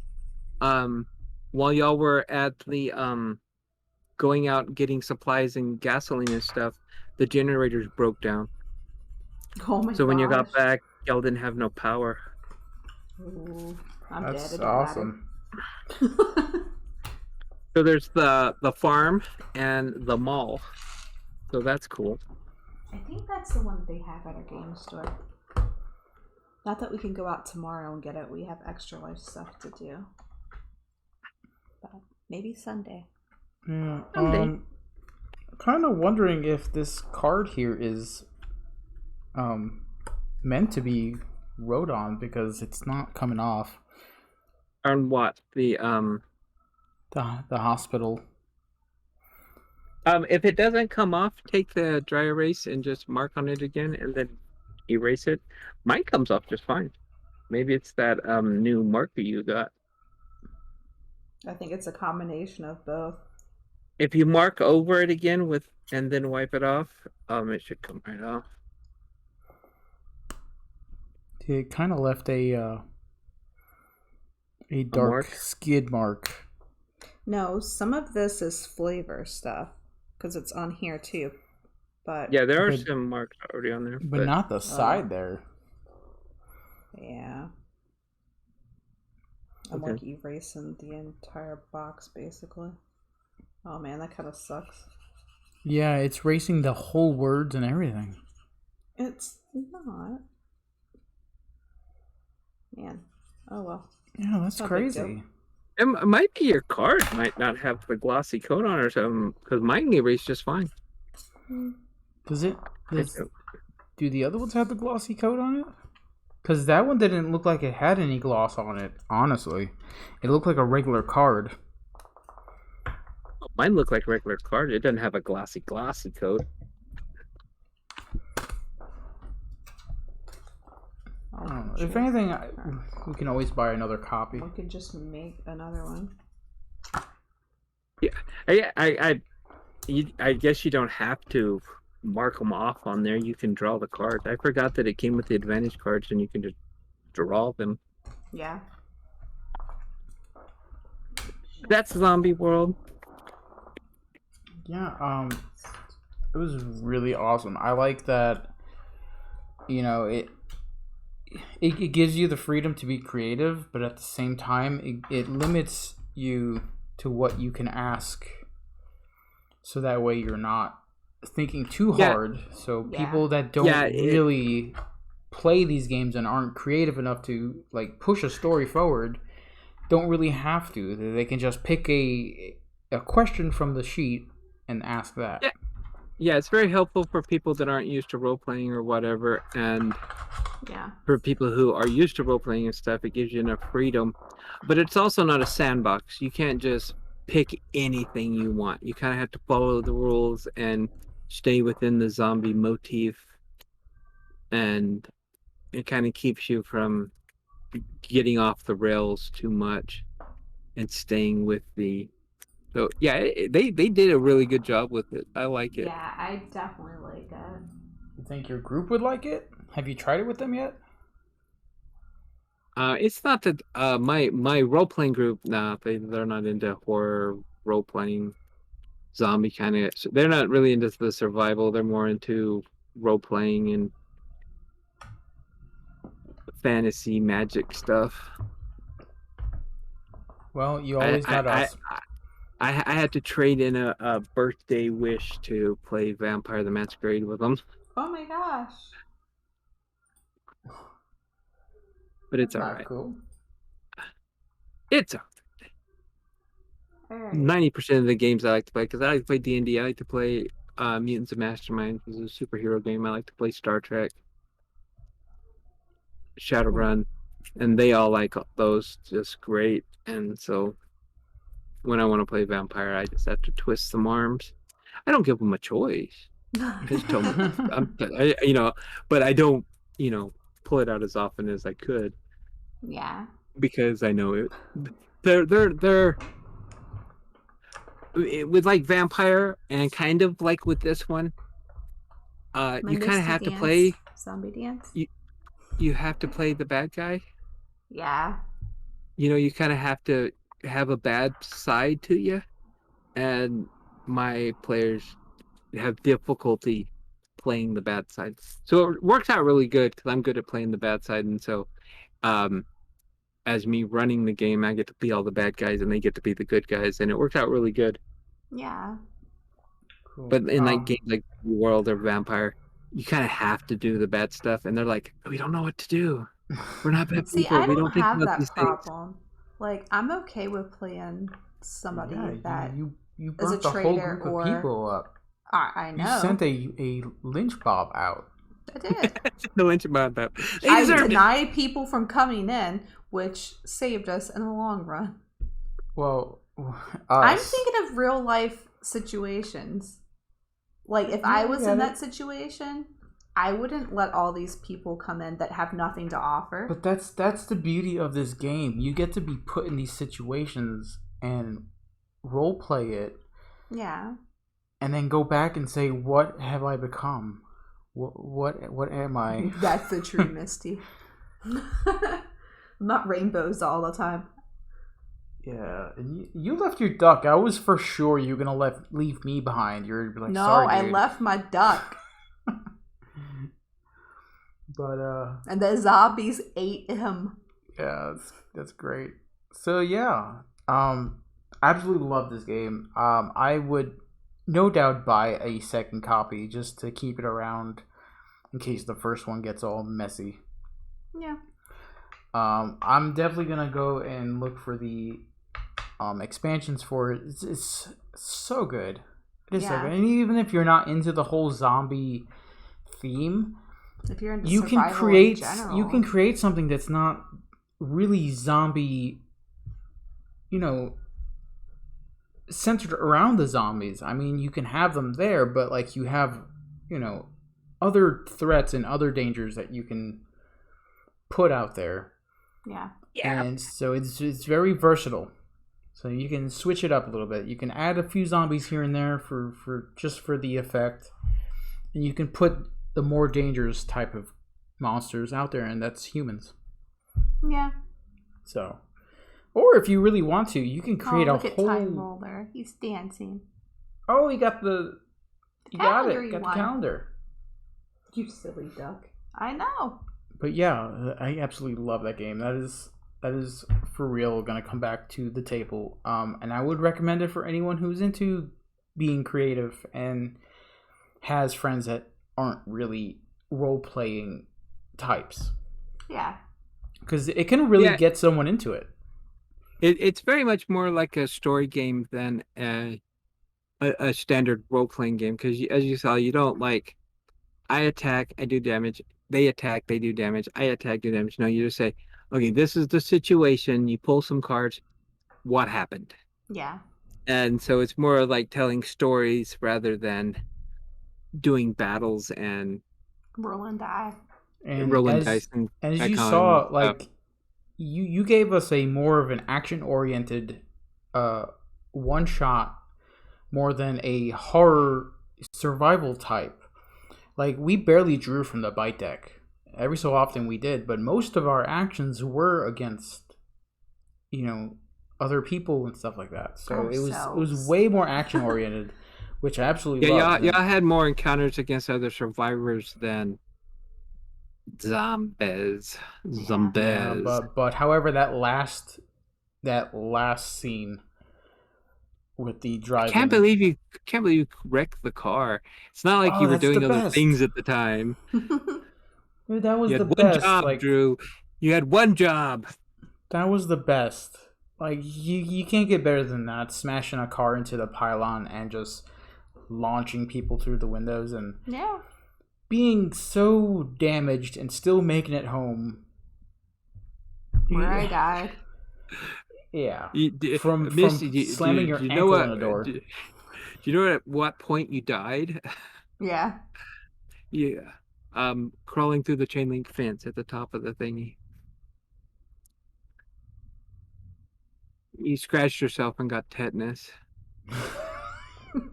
I mean, that could have happened when I shot the lock off the chain as well. We don't know.